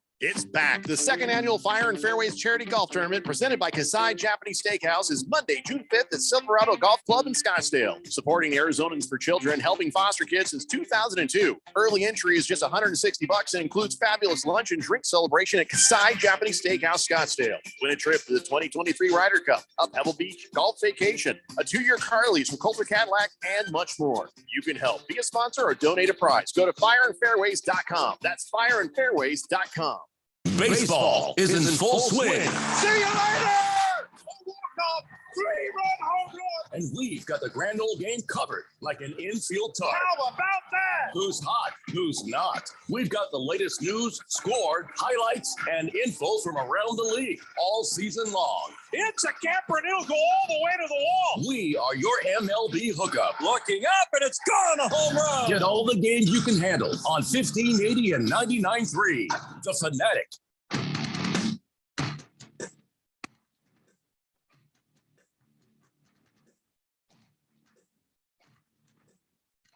I was going to name my new boat the Kobayashi Maru. Yeah. But then I realized, other nerds don't, boat. So there's no point in me doing that. I see. Yeah. I don't know. I'm going to make it something dirty. So what do you? Yeah. It's Daily Blender here on 1580, The Fanatic. And we got a few notes for you here on NBA stuff while we're at break. Bizzer says, Morant has been ruled out. And we got a lot of other texts saying Morant has been ruled out. All of our NBA insiders texting in on the text line at 888-368-1500, 1580. Ja Morant? You sure it's Ja or not? Is it a different Morant? Not his dad, T. Morant. Yeah. Is there other Morants? I need you guys to be a little more clear about these things. Yeah, that's a good point. If these NBA insiders are going to give us the info, we've got to have all the facts. I actually thought there might be a good chance he played today just because they did the MRI. They said there wasn't anything structural in his hands. They're saving him for the playoffs. Yeah. But if it's something where they think he could injure it further, then you got to hold him out. I'll just say this. Ja Morant would never make it in the NHL. Well, guy goes off, gets 75 stitches in his face. Yeah. Ja Morant gets a little bruise in his hand. And I can't play. Well, it's not a bruise. He looked like a giraffe. Out there, this big tall guy skating with these other guys, all clumsily. He'd have to have a super long ass stick. Well, it's not a little bruise. They did think it was broken. So if something is sprained in there, you can't do it. You can't play him. Come on. And he's the franchise. I understand it's the playoffs, but there are certain decisions that are going to be up to the player, but there's certain that the team are going to make. And there is no way with all the money they're going to pay Ja Morant. Ja Morant, you're as soft as the kid you've punched and dropped. That's what you are. You're as soft as a cotton ball, Ja. If they think he can re-injure it and it's going to make it worse, no, please. The guy that you plan on building your franchise around for the next 10 years, don't play him. I have breaking NBA news. Oh my God. This is breaking news. Just came across the ticker. Giannis Antetokounmpo ruled out for tonight's game. Ooh. Well, this is not How good. does that change your Not feelings good. now, guys? Let me look at something here. I gotta check something. Changes it quite a lot. I mean, See, I and just that's a bruised Oh. back. I mean, that's a back. This is bad because I just looked. There, the at symbol is right there. That means it's at Milwaukee. If they lose 2 in a row at home, over. I don't know if it's no, over. I don't know that that's true. I've seen teams Keon go never down agrees 0-2. with me on this. Well, stuff. no, because you can't be a series I can't think be that's what- over with 2 wins. What we like I can about say Keon. it's over when I say it's over. You'll be wrong often enough. I mean, it's No, just I bet I'd be right. Mark. can't You watch. Yeah, at declare least- a series over. at least you for- can't You can't say say I'm wrong. let's just not play the rest of the You can't- series. you It's just can't- it's all done. You can't say I'm wrong until I am proven wrong. At least 50% of the time, you'd be Yeah. right. Yeah, I'm not saying that you are exactly Watch, wrong, watch me right. You're wrong. but you to say that it's over I is say what I want to insane. say. Your face I is mean, wrong. Just You're wrong. yeah, my face is never wrong. Very wrong. Just saying. Wrong about my face too. In this case, if Milwaukee loses 2 at home, you got a dinged up Giannis Antetokounmpo. This is really bad. I said the same thing about the Suns. If the Suns were to have lost last night, I gave up all hope. Yeah, you and I both said that. I think. So let's talk about what happened. Well, who's that dude on the Cavaliers that looks like Bob Ross, the painter? You see that big hairy guy just running? This big old white guy. He's the a white center. guy. He's the center. What's his name? He's got a beard and just a big old poof. Like, oh, that was just, I don't know if I'm impressed or frightened by that guy. This big, furry looking effort. Just, I was like, well, here's a pretty little rebound right here. Just, make it your world this time. It's a happy little rebound. Yeah, pull down that ball. That's nice. Jared Allen. Is that who that is? Oh my Big God. Fro. Big Fro. Big Yeah. white Fro. He's a cracker Fro. Oh, you know? then it's not Jared Allen. Yeah, I'm not going to talk about the white guy. Seti Osman. There you go. Was he Finnish? He must be Finnish with that name. Well, whatever it is, He's from you know what- Macedonia. you know who I'm talking about. Macedonia. I saw that guy running up and down the court. I didn't even know what the score was. I was just transfixed. I'm like, wow. He's from Macedonia. Look him up. I mean, I don't know how to spell awesome. What's his name? Seti Osman. First name Cedi. Last name Osman. I guess this got to be my new favorite player in the NBA. Woof. Yeah. his hair. He looks like he's underwater. He looks like everybody else's hair underwater. It just kind of, you know what I mean? Just take a look at him. You'll know what I'm talking about. But the Cavs really put it to the Knicks last night. Not just Macedonia, North Macedonia. Oh. Well, yeah, Because that we get explains specific the on the hair. blender. As opposed North, to South yeah. Macedonia. South Macedonia, you don't have that kind of hair. No. North, yes. No, you can't have that hair in South Macedonia. So you have a series tie right now between the Cavs and the Knicks, and Darius Garland. He kind of went off and had a game after he didn't have much of a game. The game before he got 32 points. All right, so what am I supposed to believe here? One moment you're thinking, oh wow, the Knicks are they're going to take care of this, and oh yeah, these Cavaliers are going to take care of this. What am I supposed to believe right now, Keon? You should believe this is about to be a 7-game series. Yeah, that's about what I believe. They're very equally matched teams, and Yeah. they're capable of having players go off. If you look at the Knicks, Jalen Brunson, Julius Randle could go off in any given game, and then you look at the Cavs, obviously Donovan Mitchell, and we saw Darius Garland, who's been kind of a star in the making in Cleveland this entire time, and so now he's got a running mate that he can actually play off of and really do some damage in this postseason. If the Cavs win this, will they go deep into these playoffs? Is this a team that can go for a while? See, for me, the Cavs are my dark horse to do some damage. I just want to in the know East. how many more games can I hope to I watch think- the guy with the Bob Ross hair? I think play. the Cavaliers. That's all I care about. think they could. I think they can make some noise in the East, but that's just me. Are they gonna Yeah. last a while, Keon? Because I want to watch the hair. They could if they were to win this series. How do you say his name again? Seti Osman. Osman. Seti Osman.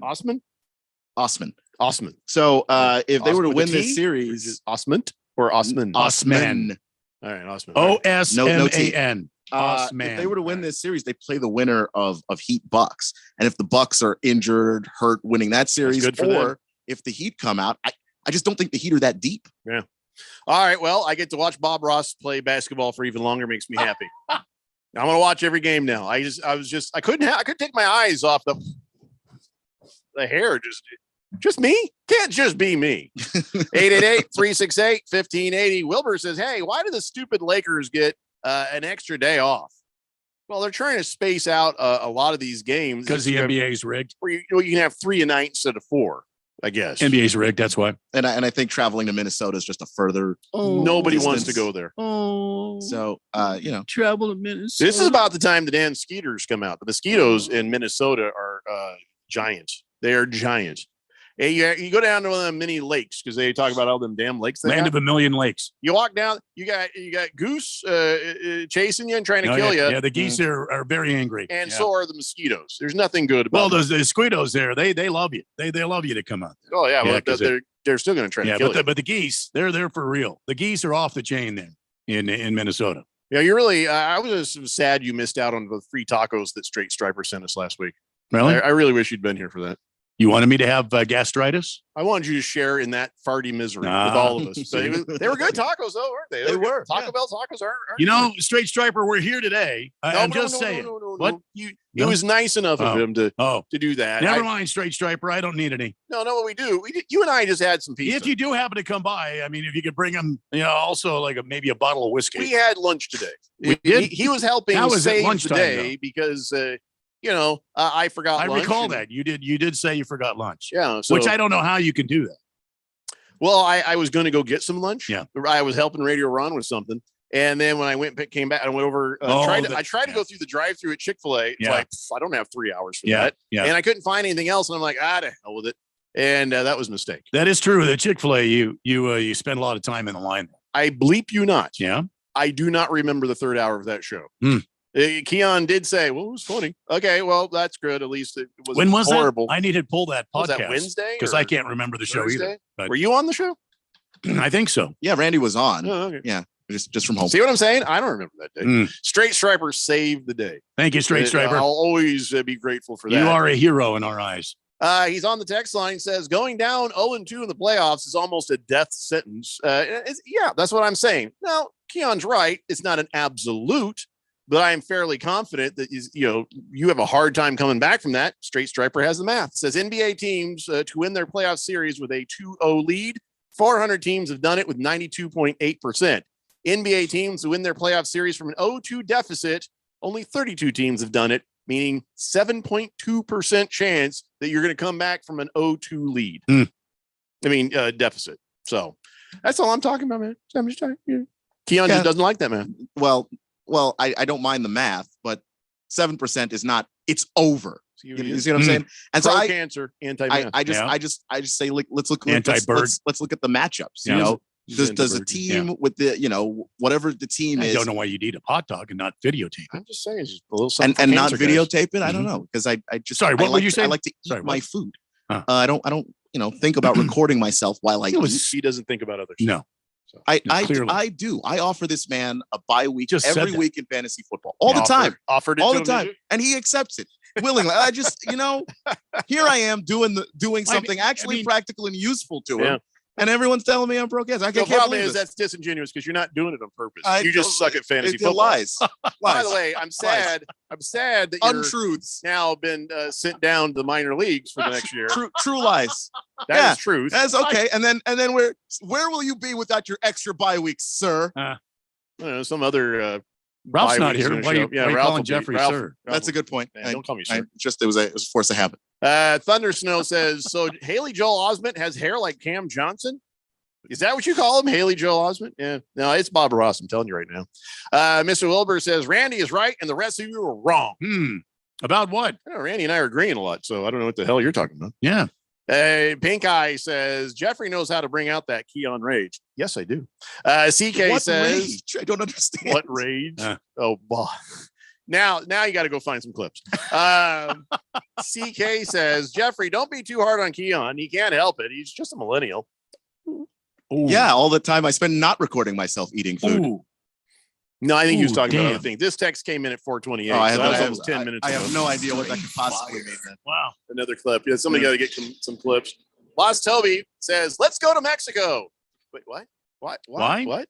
Yeah. I mean, I'm not opposed to it, but where and why? No, this is not a good time to go to Mexico. Like a Puerto Penasco trip? Or a what? lot of people getting murdered and kidnapped. And why are we going to Mexico? And then, the president of Mexico is blaming us for the fentanyl thing. Oh, yeah. Oh, no, it couldn't be the cartels, right? It's good. Oh, no, it's us. It's our fault. Okay.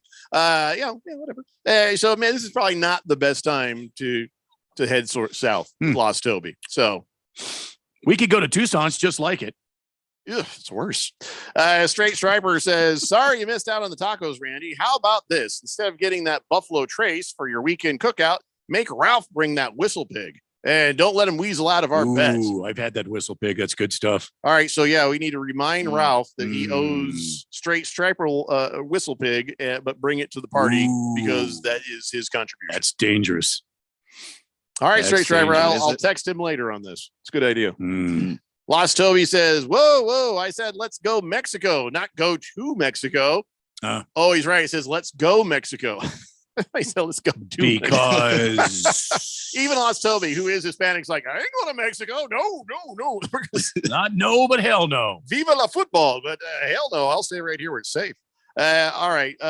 We're done talking about the Knicks and the Cavaliers. Boy, I don't know. We guess we do need to talk about the Celtics beating the Hawks. And wow.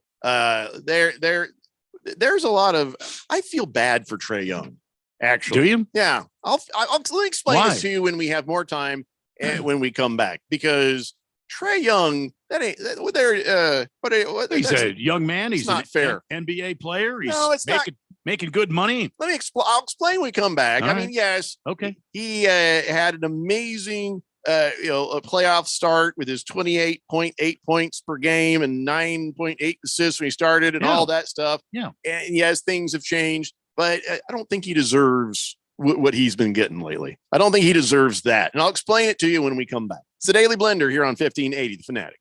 Hi, this is Jason Hansen. I'm a former CIA officer and best-selling author on safety and preparedness. The fact is, things are getting downright scary for everyone who's storing their wealth in the banks. We just saw the collapse of 3 major banks, and I would urge you to consider protecting your wealth ASAP. If even a tiny percentage of Americans attempt to withdraw their savings, we would see a collapse of the entire banking system, sending us into a modern-day Great Depression. Fortunately, there is a way for you to avoid this. It starts with contacting Advantage Gold. If you have an IRA or 401k, Advantage Gold can help convert those paper assets into physical gold and silver. This is the process that I recommend everybody use as a hedge against rapid inflation and to protect your retirement wealth from the banks. Take control of your financial safety today. Call 800-900-8000 to get your free gold investment kit from Advantage Gold. Call 800-900-8000. That's 800-900-8000. Advantage Gold is not an investment advisor or a tax advisor. Consult with your financial advisor before investing. Call 800-900-8000. Greg Clark Automotive trained and certified technicians, servicing the Valley for 45 years. Located on the southwest corner of Bethany Home and 19th Avenue. Highly rated by Google. Any of their foreign, domestic, or diesel work repairs come with a digital inspection, customer approval, and warranty. 2 years or 24,000 miles. State-of-the-art service, family touch. Contact us today at 602-246-2881 or online at gregclarkautomotive.com. Mention 1580 and get 10% off. What is my portfolio worth? How much money will I need to retire? Are my investments working? Am I properly diversified? Hi, I'm Mo Ansari, president of Compact Asset Management and host of Market Wrap. If these questions are keeping you up at night, maybe it's time to get some answers. Give me a call at 1-800-388-9700 and let's set aside some time to review your portfolio so you can get an accurate picture of your investments. I will meet with you personally and introduce you to the entire team here at Compact Asset Management. Together, we'll develop an understanding of your current financial position and create a plan to help you reach your financial goals using our holistic approach to wealth management. Call now for your free portfolio review, 1-800-388-9700. That's 1-800-388-9700. Compact Asset Management is a registered investment advisor. Funds custodian, Fidelity Institutional Wealth Services, member FINRA SIPC.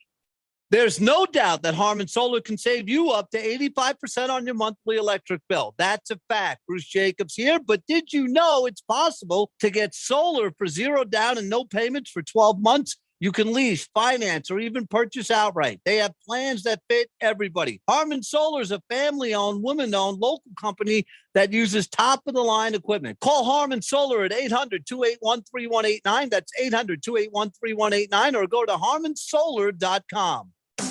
Your home for sports. 1580 and 99.3 The Fanatic.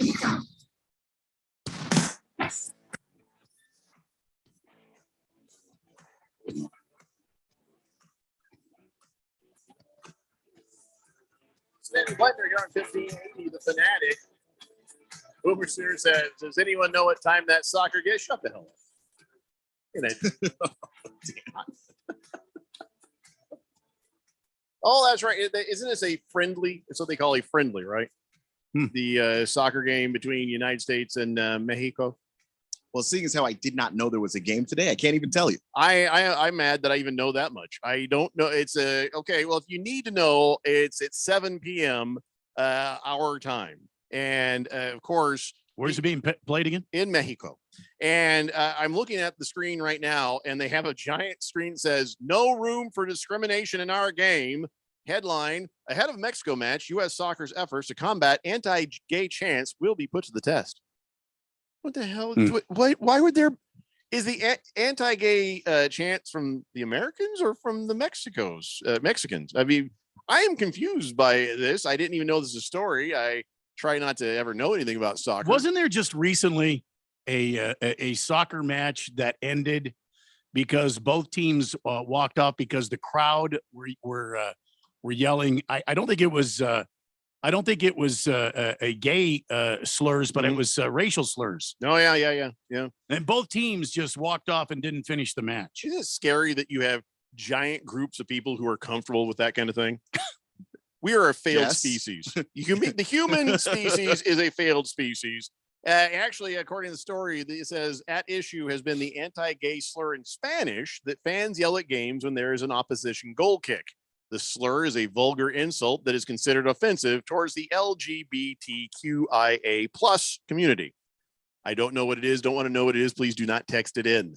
I don't want to. I don't want to see these things. But just hearing that, you're like, oh, okay. So this has got to be something that happens in Mexico. Not. I don't think we've ever had that here, have we? I mean, I don't think so here. I don't think so. I haven't read about it here. Yeah, I'm not better for having known that. I don't read that much about soccer either. CK says, Jeffrey, you're not confused. You're bi. Well, I'm bi peanut butter, bi crunchy, or bi creamy. That's a different kind of bi. How dare you? I want you to use my popular, my preferred peanut pronoun. Okay. Which is bi peanut butter. That's just a noun. You're right. It's not a pronoun. Then what would be the pronouns? That's a noise. Yeah, it's not onomatopoeia. Yeah. Is it cream crunch? Ooh, nice pull on the onomatopoeia. All right, my pronouns. One of my favorite words. Cream and crunch. No, that's verbs. Yeah, the other one actually could be a verb. Cream could go either way. I'll have to work this out. This is a brand new thing. All I know is we are bi peanut butter. Mr. Creamy Crunchy. That's all that matters. Quiet Cannon says, Jeffrey, here a little prickly today. Excuse me? Your mom didn't say it was little. 888-368-1580. Damn. Mr. Wilbur says that soccer match is at the house that Larry built. So it's at Cardinal Stadium? No, I thought it says at Mexico, according to the thing. Isn't it? Does anybody know anything about this? Not really, and I'm right. It's in Mexico. I thought I didn't think to Google it because I really didn't think we'd still be talking about USA Mexico. Is that what it is? Yeah, this soccer talk is really starting to grate on me. Hamilton Porter says, so if the anti-gay chants are about a problem, it's because they are serving Bud Light. No, that's only if it's in America. Yeah, it's tonight. It's at State Farm Stadium. Oh, well, but it shows Mexico as the home team. I could be. It's a friendly. It's a friendly. So that's here. They're worried about gay chants in Spanish here. I don't know. So confused. Hefty Lefty says the anti-gay chant is from the Mexican side. They yell it every time there's a goal kick. Yeah, or a penalty kick. It might be like the. I'm not approving of this. I'm just saying it might be like the hockey crowds. He shoots, he scores. Hey, goalie, you suck. Something like that. They didn't rhyme. Well, no, that's what the NHL crowds when you score on the other team, they generally a bunch of NHL people with the opposing team. Well, I like the anti-Scott Foster chants last night. That was good. Did you hear that? No. You ever notice when they start doing a chant, all of a sudden the background audio changes suddenly, and they got like piped in. And you're like, that's not this crowd. So the game is here. Okay. I think we already established that. What I'm saying is, boy, sharp as a razor in there. Okay. I think what they're saying is Mexican fans coming here and chanting that, because I was wondering how you didn't force that in Mexico, right? Right here. I'm looking at the ESPN, which is probably my first mistake looking at the ESPN. America's on the left, Mexico's on the right, indicating Mexico is the home team. It's even on the Goog, it has Mexico as the bottom team, which is typically the home team. Yeah, but you search for the location and it says, but it's live at State Farm Stadium tonight. And even the coach for United States Soccer was like, "There's nothing friendly about this match. You can call it a friendly, but it ain't friendly. An international friendly." Well, whatever the case, please remember, there's no room for discrimination in their game. It says our game, but I don't like soccer, so I don't give a crap. 888-368-1580. And Floppy Max says, I drove through the ridiculous traffic at State Farm on the way home. Pretty sure it's here. Go, Randy, go. Hefty Lefty says the word means male prostitute, apparently. Huh. Does it rhyme with sink? I don't want to know. I don't want to know. How are we still talking about soccer? I don't want to know. Like when we get to the third hour and we start talking about where did all the time for NFL football go? No, we wasted it talking about soccer. Does it rhyme with sink? Stop, you know what I'm saying? No, I don't. Work it out, Randy. You'll catch up. You stink. Is that what you're talking? No. We have a new texter on the text line. Says for some reason in soccer they flip it around. Home team is on the left, away team is on the right. Oh why don't somebody tell anybody it's this? Soccer. It's just you're supposed to know this. Listen. Wait, Pluto? Oh no, I can't. Oh, that's not the word. It rhymes with Pluto. What the hell? Hefty Lefty says, not for error. I didn't say the word he texted, but it does rhyme with Pluto. Hamilton Porter says, Randy, if you think that's vulgar, Google the Michigan student section hockey chants. No, thank you. I'd rather not. That's okay with you. We'll try to just keep this pass. I don't think what the NHL fans say is vulgar. I'm just saying it's a chant. I believe it. I don't know. Can I just abstain out of this? Can I please just back out of this, please? I think we're going to try to move on. What if we talk about? Can we talk NFL football? Hey, let's talk NFL football. Kiss the Cook says, you're nutter butter. Okay. Irish for me says, do you think that Notre Dame football is going to be exciting this year? My Cubs are going to surprise a lot of people. Love your program. But look at Irish for me trying desperately to steer us away. Look, he's from soccer. Good on you, because this is the most confused I've been since I started working here. This is a notoriously anti-soccer show, and I feel like this is more soccer we've talked. I'm just trying to even during understand the World Cup. I'm just trying to understand the hell is going on. That's all I'm trying to understand. The Cubbies have. We were asked by a listener what time the game was on. That's all. And then we answered it. Cubbies are off to a good start this year. I'm just That's not the Cubbies. That's the hockey. What are you looking at? No. Irish for me. Trying to respond to the text. I love how Quiet Gannon just misidentifies. Randy's right. Too much time was on Stalker. Keon's the one yelling right now. Floppy Max says football. No, I'm not calling it. You want to talk football? Yeah. I'm not calling soccer football. I don't think any of us will. Ever. I believe it's not football. It's football. Random texture says, so Jeffrey, how about them Cubs? Happy Lefty says, how about Trey getting voted? Yeah, we're getting there. Fighting Wampa says, I have a question for you guys. Uh-oh. Yes. Okay. He says, I'm driving down the road right now, and I've just seen this kid totally, that was from April 13th. What the hell's going on? Oh, here's the real one. He says, if they only chant that vulgar word when a goal is scored, there's a good chance nobody's going to hear it anyway tonight. Not really. It doesn't make me feel better knowing that somebody is shouting something like that. That's just wrong. How about we all just get together and say, well, let's not be bigots. Let's not be horrible. Can we just do that? No, if we can't. All right, fine. Failed experiment known as humanity. Hamilton Porter says, so over under on 7 LeBron flops tonight.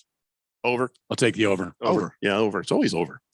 Dropping the Soap says, anytime you hear Spanish vulgarity, you just tell them these 3 words and it'll shut them up every time. Easy. I can't read that on air. I know enough Spanish to know, Dropping the Soap. I can't say that on air. You understand that while the FCC stops us from cursing in English, they also stop us from cursing in other languages too. I appreciate how he spelled out like different words. Pen, day, and I'm not going to finish it. But he spelled out like it's just regular American words. No. Did you think that was going to slip by? Like we wouldn't know? I wasn't born yesterday. Fish Tank says, Keon, the first part of getting past your rage problems, accepting that you have a rage problem. Oh no, I have accepted that. We need Dr. Phil. Dr. Phil in the Dr. program. Phil needs to join us. Well, Dr. Phil's not a real doctor, so now Keon. Dr. Phil, why do you keep scamming people? We're That's not even a real show, so I mean that works too. I suppose that works. That'll plug right in. Let's get a fake Dr. Phil. Yeah. It's even better. Probably better than actual Dr. Phil if you think about it. Lost Toby says Mexico versus USA at State Farm Stadium tonight.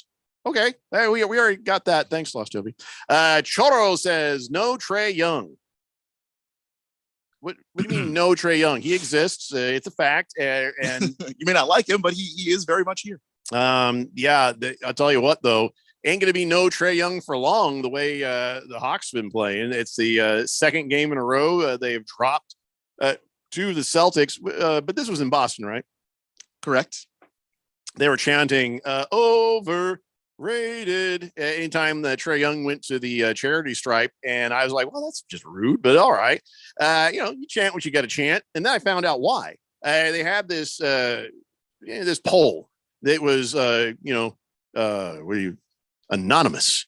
And so I guess 150 some odd players all filled this thing out. Oh, it was 54 players. Sorry. 54 players were polled and they were asked questions and they voted Trae Young most overrated in the NBA. Oh, wow. Yeah. And let me tell you something.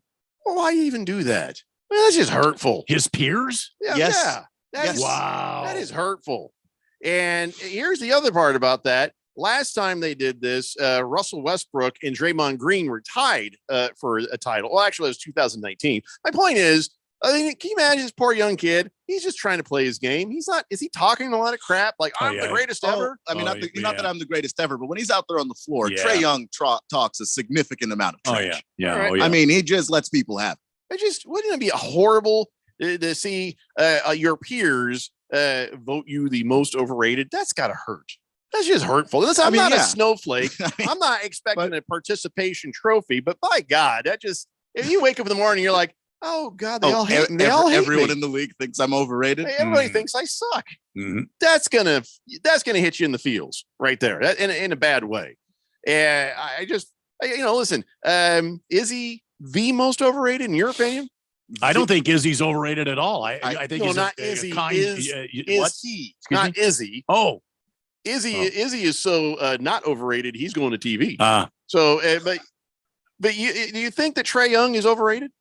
I think he is overrated. I don't think he's the most overrated player in the league. That might be a stretch. But is he overrated? I mean, look at this playoff series. Trae Young, when he doesn't have the ball in his hands, does nothing. That's one reason why the Hawks are losing is he when he passes it, he has no interest in being a part of the offense anymore. DeJounte Murray has the ball. And Trae he just Young, kind of wanders over to part of the key. And then on the other side of the ball, and this part's not necessarily his fault. He is a smaller player, but they are hunting him on defense. They are basically just running screens to get somebody to switch so that Trae Young is guarding the guy with the ball.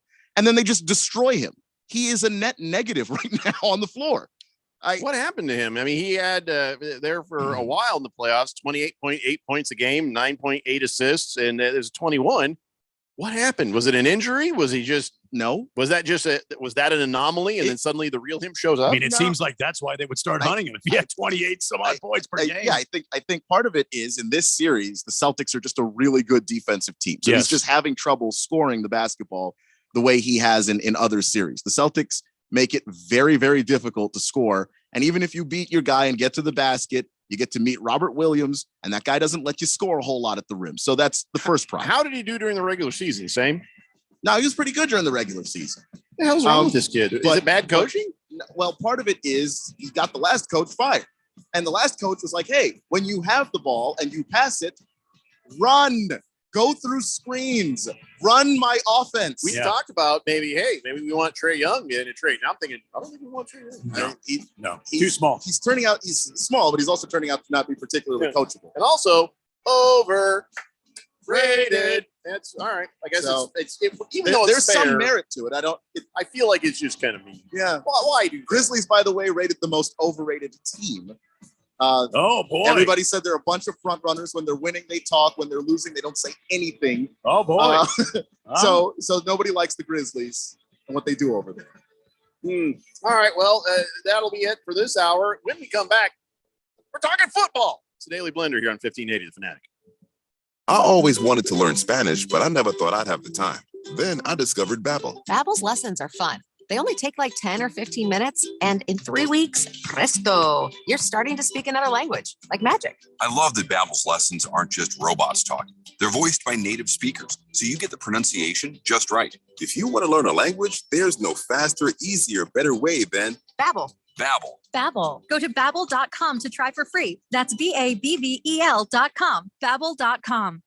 Give back to Arizona and be part of something bigger than yourself. When you sign up for AmeriCorps, you open a door to make a difference. Serve as a teacher, protect nature, support veterans, or help where your passion lies. Part-time or full-time, student or senior, AmeriCorps is for everyone. Sign up at serve.az.gov. That's serve.az.gov. This message is sponsored by the Arizona Governor's Office of Youth, Faith, and Family. Market Wrap host Mo Ansari discusses the benefits of holistic wealth management. You need somebody to hold your hand, guide you through the ups and downs of the stock market, the economy, and all the zigs and zags of life. That's why we created the wealth management solution, where we take the holistic approach and look at everything that you've got, not just trying to buy that one stock at the very bottom, sell it at the very top, buy those 2 annuities and 2 REITs and call me in 10 years sort of a thing. No, we do it step by step, day by day. It's a process, and we work with you all along the way. If you're ready for some help, call Compact Asset Management at 800-388-9700 and schedule your free consultation with Mo Ansari to learn about his holistic approach to wealth management. Call 800-388-9700. That's 800-388-9700. Compact Asset Management is a registered investment advisor. Funds custodian, Fidelity Institutional Wealth Services, member FINRA SIPC.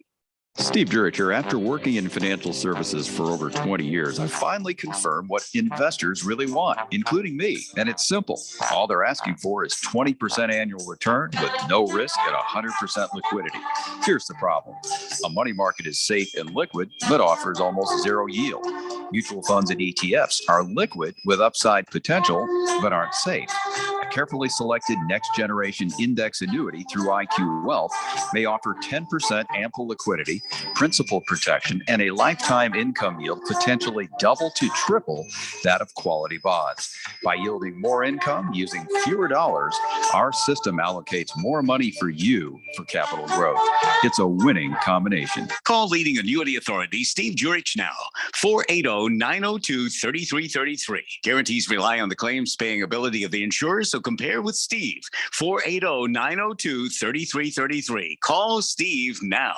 KQFN Tempe. Also transmitting on K25CD Phoenix at 99.3 FM. And K240U Mountain Hills at 95.9 FM. It's time for the third hour. All right, people, settle down because it's time. Time for what? Showtime. When does it start? Right now. 3, 2, 1. Let's get on with the show. Let's do it.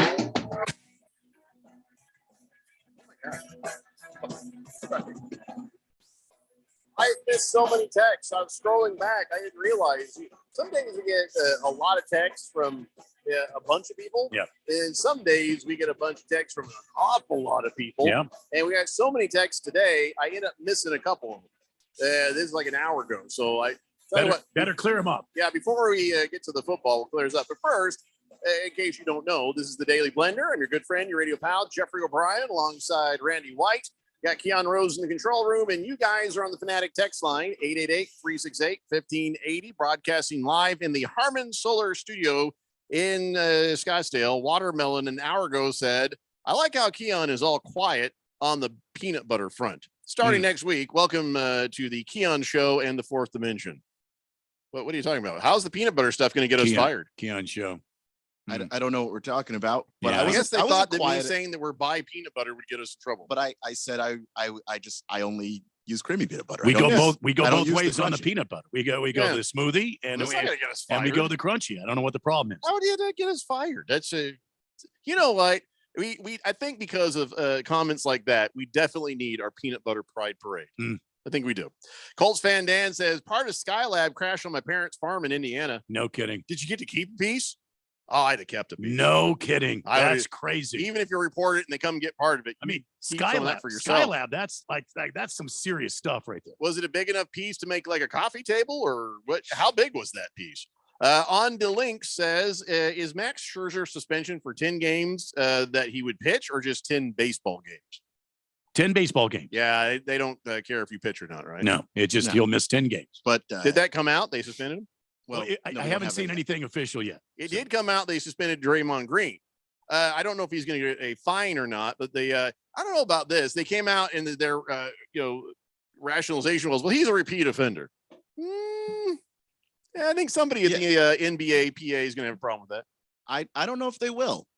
Just because when you have the history that you do, He does. and it's in the CBA, but they can take into account your history. It's in there, so that I don't know how you All fight. right, well, then I guess he's fine because he deserved to be suspended. I think he deserved to be fined. That was just a blatant thing. And then after what he did later, he says, here's what it came down to.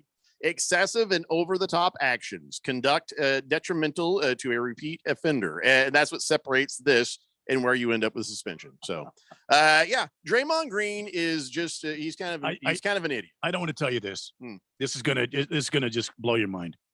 I don't know. It's not easy to blow my mind. I'm sitting over here on the Goog. I'm trying to look up the Draymond Green suspension. I'm not kidding. I'm not jacking with you guys. Well, thank you for not jacking with me. I typed in Draymond Green and Dodgers kept coming up. What?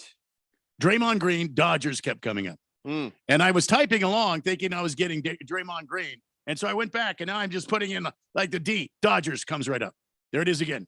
I'll do it again. There it is right here. Dodgers Put comes an up. R in there quick. No, it doesn't do it. It won't do it. It's going right to the die. And Ralph has somehow programmed this computer to every time you hit a D, it goes to the damn Dodgers. Well, put in LA crappy baseball team and see if you can get the Dodgers up. Now I can't because it just goes back to Dodgers. Look, it's locked. Not if you put crap. Look, I'm telling you, I'm backspacing. I'm trying to clear this thing. It's going back, and it just keeps filling out Dodgers, Dodgers, Dodgers, Dodgers. Ralph has jinxed. He has hijacked this machine. Well, it's okay. Why were you even looking up the Dodgers? I was looking up Draymond Green. That's what I'm trying to tell you. I'm typing in DRA and then put in Warriors Green. Here. Yeah, this is weird. I don't think you're following me. Randy is saying every time he tries to type anything, it goes to right Dodgers. back to Dodgers. I just put in W. Restart. and it Restart the went to computer. Dodgers. Restart the Oh, computer. I'm gonna restart the damn and if computer. it happens again, well, then we'll just wipe it clean. I don't care. We'll just nuke the computer. Yeah, I'm not lying So- to you guys. It's the weirdest thing that's ever happened to me on a computer, and I'm 61 years old. Well, I got a weird thing happening on a computer. I just got to notice that our KQFN stream is down. The Fanatic stream is down, but I just logged into the computer that it uses and it's working. Is anybody listening on the app? Let me know. Actually, here, wait, I can check it like this. I'll just do this. So if I suddenly hear Randy screaming, I know we're good. Yeah. I can't. Hold on. That's the weirdest thing that's ever happened to me. Yeah. I'm expecting at any moment Ralph to show up in one of the windows here surrounding the studios here at the Megaplex. Giggling? Yeah, just laughing. Yeah, with Dodger gear on. just laughing his ass off. By the way, Ralph's Lakers currently trail the Grizzlies at the end of the first quarter, 30-19. Ooh. They, Well, they just gave up 30 points in the quarter. I'm not saying that they're losing, It's 12 points. You can fix that pretty but quickly. that's not good defense, and that's supposed to kind of be their thing. Well, whatever is happening with our app or stream or whatever, it ain't our fault because our equipment is working perfectly. I'm looking at it right now. I think it's Ralph. Yeah, Ralph has given us a virus. You know, he gave me the coronavirus last year. Oh my so God. why wouldn't he give us some sort of a virus? Well, he gives me stomach cramps every time he's on the air with us talking all that Dodgers and Lakers stuff.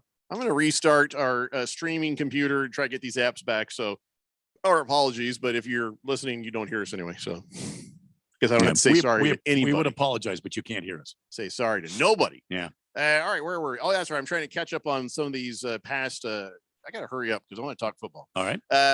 Bizzer7 says Demetrius Jamel Ja Morant is out. Well, I used his whole Christian name there. Mm-hmm. Silver Pops. Oh, geez. That's impressive. Did we lose internet or something? Because now I just got knocked out of the text line there for a second. Strange things are afoot at the Circle K, Ted.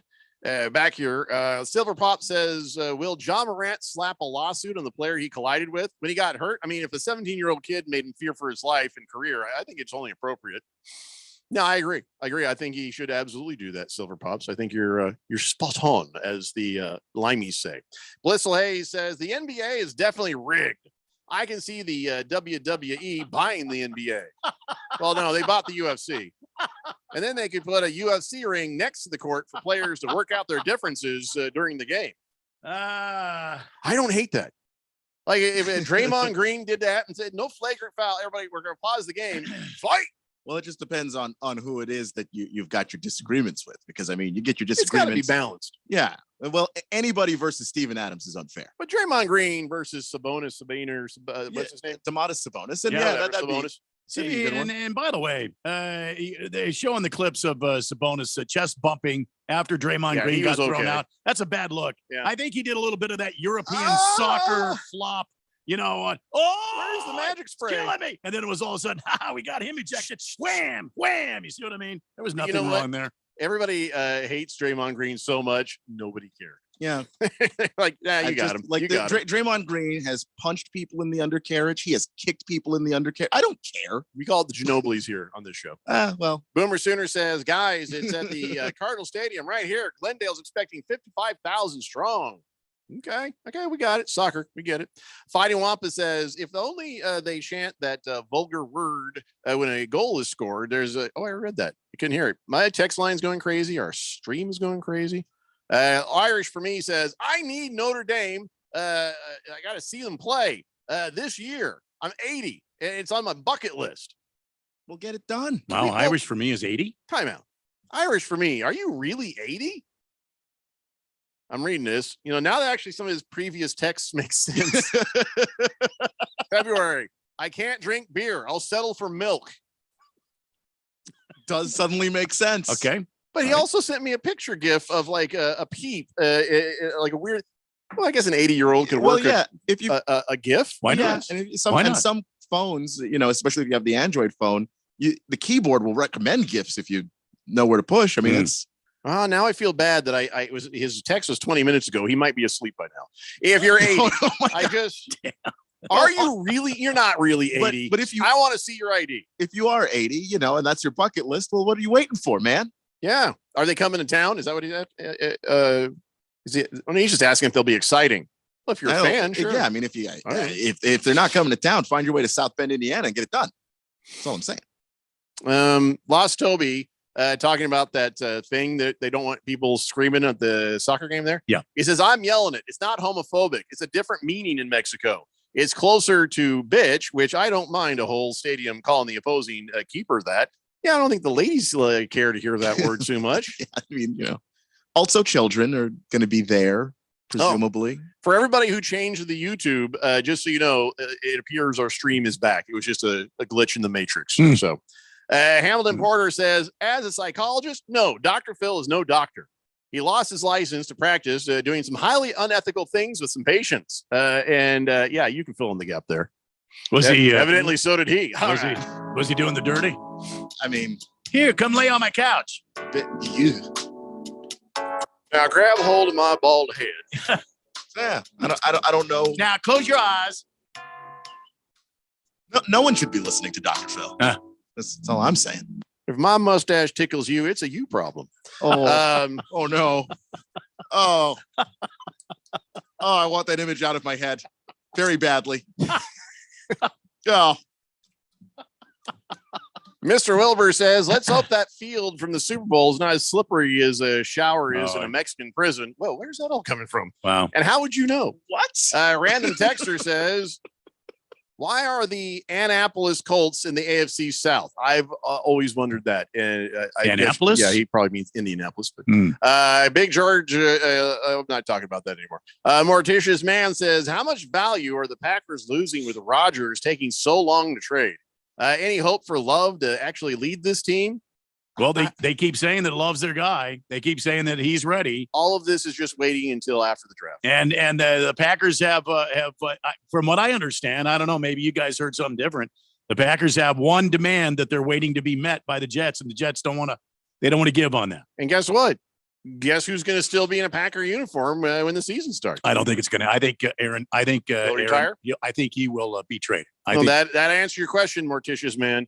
One way or the other, you're going to find Jordan Love leading that team. I mean, Packers. I don't have my draft sheet. How far back are they? I don't think they're even in a position to get a quarterback. And using Keon's NFL GM thought process, they wouldn't draft one now anyways because they risked so much for Jordan Love. They got to give him a chance, right? No, it's not that they risked so much for Jordan Love because Jordan Love's still on alienating Aaron Rodgers was the risk, and they didn't care about it then. Yeah, but also just they didn't get Aaron Rodgers something to use to help him while he was still in his prime. That's my Love will problem have even less with it. Well, yeah, but if they can move Aaron Rodgers, they'll have cap space at least. They got to get that crap figured out. And the Packers are 15.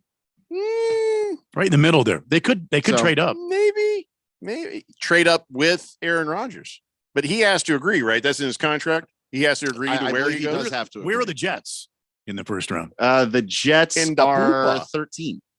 That's not much of a That's trade not a up, whole lot, is it?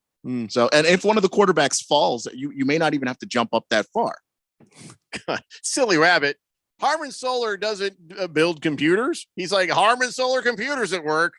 No, there's nothing to do with Harmon Solar. I think we had a glitch in our internet. I think that's all it was. That was the worst glitch ever. Don't blame Harmon. Every time I press any button, it just came up Dodgers on Is my. it still doing it? No. Okay. No. Every time I came up, it was Dodgers. That is frightening. I tried to put in W for the Warriors. Dodgers came back up. Sounds like a nightmare. I know. I'm going to dream about it tonight. I know I am. Those work dreams, Yeah. I'm going to wake up in a cold sweat. Farsha! Yeah, like if you eat pizza too late at night, then that's the dream you get. I don't think you can ever eat pizza too Yeah, late. you can never eat that too late. No. Well, pizza anytime. I mean, just to I don't know what you're talking about. or whatever Ken. food gives you the nightmares. Maybe your delicate millennial system I think that that's- probably gets Yeah, affected look, by pizza potentially. late at night. Maybe you need some Potentially. rice cakes or something. in Yeah. there. Beer Bob says, I thought I heard you guys say you're going to do remotes again. Any chance you're going to do something for the NFL draft next week with this sales staff? No. Funny you mentioned that. Yeah, I mean, it was mentioned and promptly ignored. So no, we'll be doing that here from the studio. Flappy Mac says, I'm sorry, I saw it wrong. Lose what? Excuse me? Okay, I'm not reading that because I feel like you're trying to make me something in Spanish. So I'm not doing it. Fish Tank says, speaking of Bill and Ted, I heard they're going to do a parking lot screen of the first Bill and Ted at Metro Center before they demolish it all. As I'm sure you know, the mall scenes were filmed there. Oh yeah, they were filmed there. They were filmed the place my very first job at 15, I worked at Golfland Sunsplash in Mesa. Mhm. I was an arcade guy. Yeah. With my feathered hair in the 80s and a bag full of tokens. Yeah, this machine, take my gun.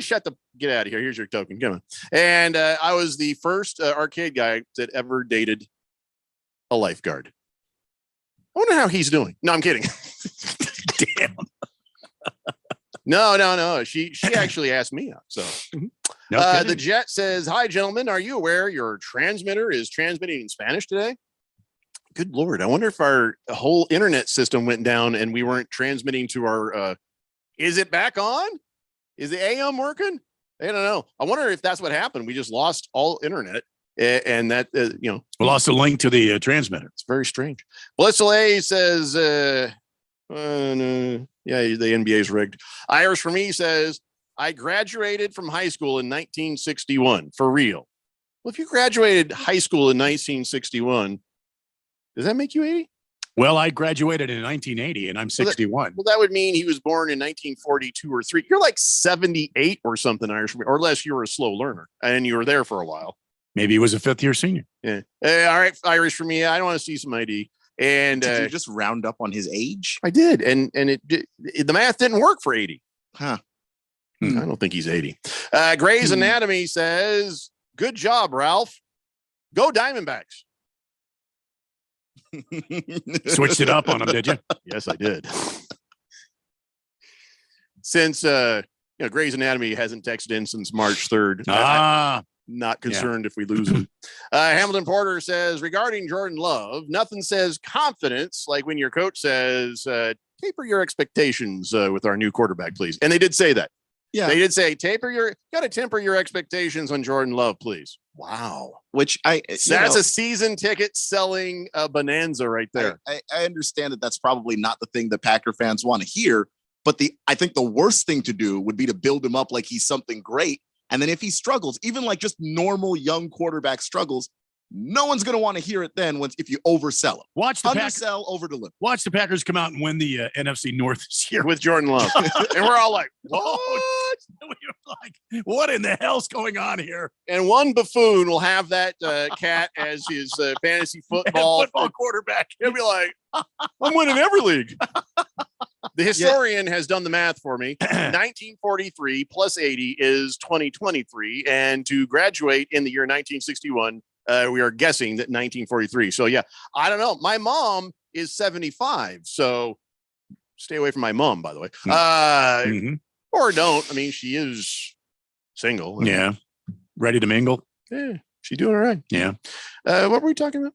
I can't remember what we were doing. Oh, I'm just trying to clear all these damn. I fell asleep when the math started. So math is over. Math is over. What? Jagdog says your app is back on and Rodgers is going to the 49ers. I don't think that's going to happen. I mean, anything. No. I guess anything's possible. Yeah, well, but maybe. Think about it. Trey Lance is. People are talking about that they're getting calls from teams looking for a quarterback.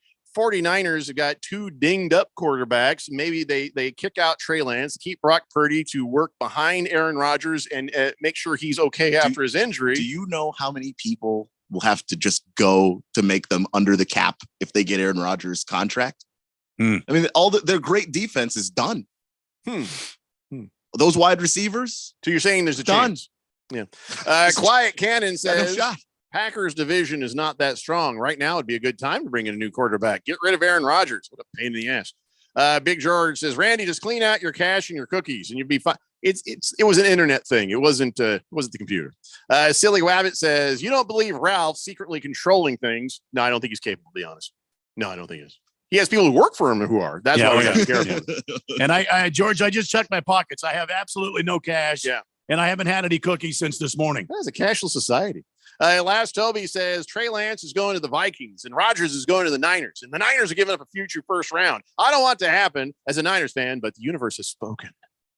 Now, well, I was going to give you some analysis, but I'm not going to argue with the universe. What, am I crazy? I mean, Bruno Baller says 99.3 is coming in crystal clear.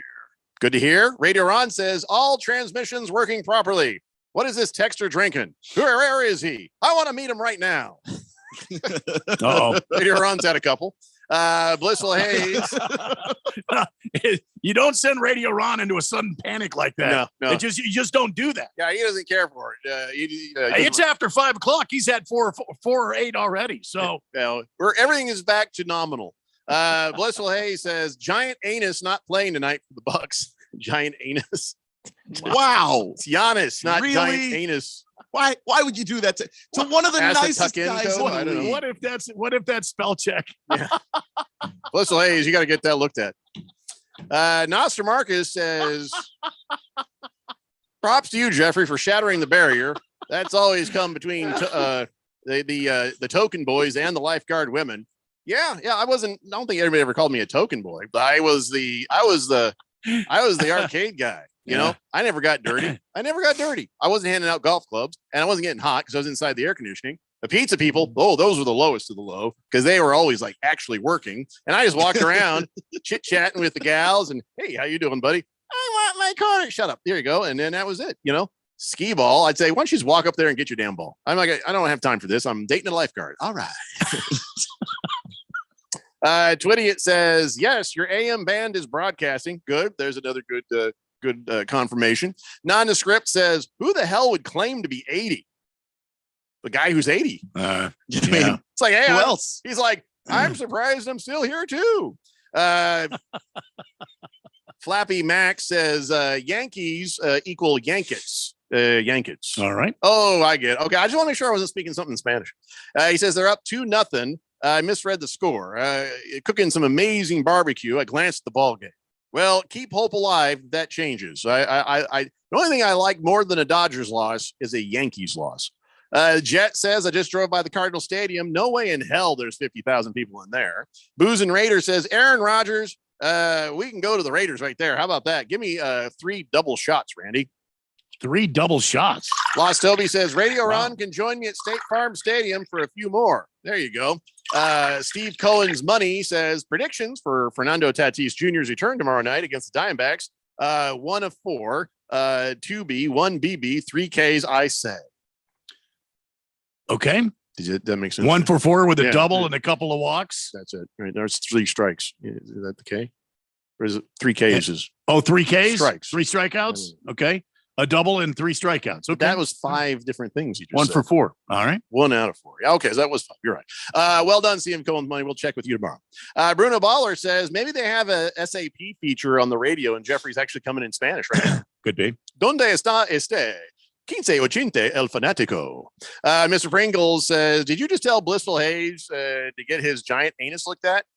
I think we all should have our giant anuses looked at. Don't forget to get your colon checked. And while they're there, have the prostate checked. Pro tip, follow me on Instagram for more tips. There you go. And Quiet Cannon says, did Radio Ron refer to you as a textrician? What? What are you? Textrician. No, he was asking what that texter drinking. What is that texter drinking? And now I've caught up on the text line. When we come back, by God, we're talking football. And that's it. Football. It's the Daily Blender here on 1580 The Fanatic. This is Brent Musburger's Action Update on 1580 and 99.3 The Fanatic. The best way to start betting smarter is to sign up for a free VSiN subscription at vsin.com/subscribe. That's vsin.com/subscribe. Major League Baseball future bets for the MVP award in the National League. Atlanta Braves Ronald Acuna Jr., the early favorite at plus 450.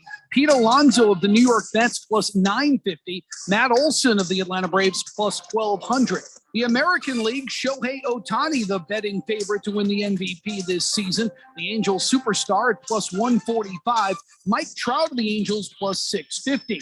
Last year's winner, Aaron Judge, plus 1,000 to win the AL MVP. Vladimir Guerrero Jr. of the Blue Jays plus 1,600. I'm Tony Desiri with your VSiN Action Update on 1580 and 99.3 The Fanatic. Ad paid for by the Sentinel Group. Attention veterans, active duty military, civilians, and contractors. If you were issued earplugs between 1999 and 2015 and were diagnosed with hearing loss or ringing in the ears, you may be entitled to compensation. The manufacturer of these military earplugs recently paid $9.1 million to resolve claims that their earplugs were defective, potentially exposing service members to damaging sound levels that could have resulted in hearing loss or tinnitus. If you or a loved one were issued earplugs and were diagnosed with tinnitus or hearing loss, don't wait. You fought for this country, and our attorneys want to fight for you. Call 800-789-4407 now for a free legal consultation and to see if you may be eligible to file a claim. Time restrictions may apply, and you pay nothing unless there's a recovery in your favor. So call 800-789-4407 now. Again, 800-789-4407. That's 800-789-4407. When you run a business, you need to be in control. And while you can't control everything that happens in the world of business, you can definitely take control of your utility expenses with the help of Harmon Solar. Give them a call and see how your company can save up to 80% on that monthly electric bill with zero down and no payments for 12 months. Harmon Solar is a local family-owned company that uses top-of-the-line equipment. Call Harmon Solar, 800-281-3189. That's 800-281-3189. Or go to harmonsolar.com. What if I told you there's a firm that will create a customized portfolio and financial plan for you and offer a 100% satisfaction guarantee? Think it doesn't exist? Think again. Hi, I'm Mo Ansari, president of Compact Asset Management. When you start a new relationship with Compact, we'll create your customized investment portfolio and financial plan dedicated to help you reach your goals. Try us out for a year. If you're not happy for any reason, you'll get all of the management and maintenance fee that you paid refunded. This is our 100% satisfaction guarantee. Call Compact Asset Management at 800-388-9700 to find out more. That's 800-388-9700. Satisfaction guarantee doesn't apply to fees and commissions charged by third parties for such things as insurance products or mutual fund redemptions. It also doesn't apply to any market losses which might occur in an account. For additional information regarding this guarantee, please see the disclosure brochure available at the time you enroll or upon request. Compact Asset Management is a registered investment advisor. Funds custodian, Fidelity Institutional Wealth Services, member FINRA SIPC. The Diamondbacks are off to a hot start. Can they stay in the hunt all season? The Suns begin round one of the NBA playoffs refreshed and ready. Will they make short work of the Clippers, or will it go to length? We bring the info and insights you want. And we do it with flair. Ooh, awkward. Live and local for the Valley. 1580 and 99.3 The Fanatic, and always on at 1580thefanatic.com.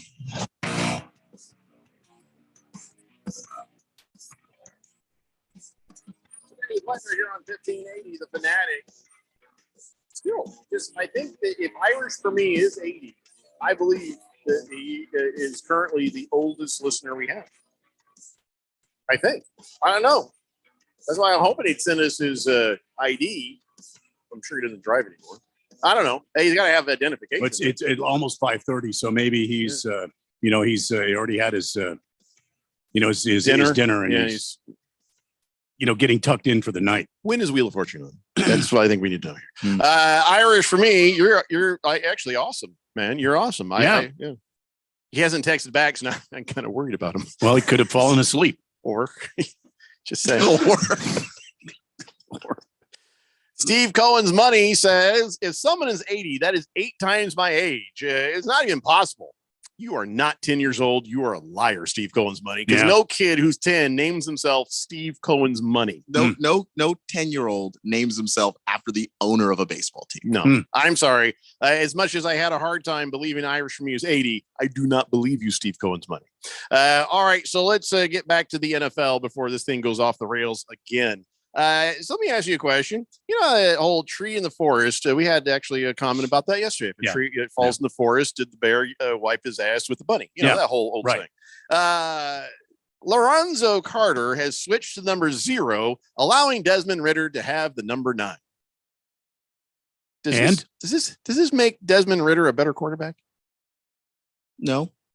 Does anybody ever heard of Lorenzo Carter? I mean, he's a defensive end, so he's all right. He's all right. Wait a minute, he's a defensive end and he's going to wear number 0. Yeah, if Tom Brady were still playing, that would piss him off. Yeah, it's an abomination. CK, that's a good line. He says, Jeffrey, if he's not responding, I'd check on your mom.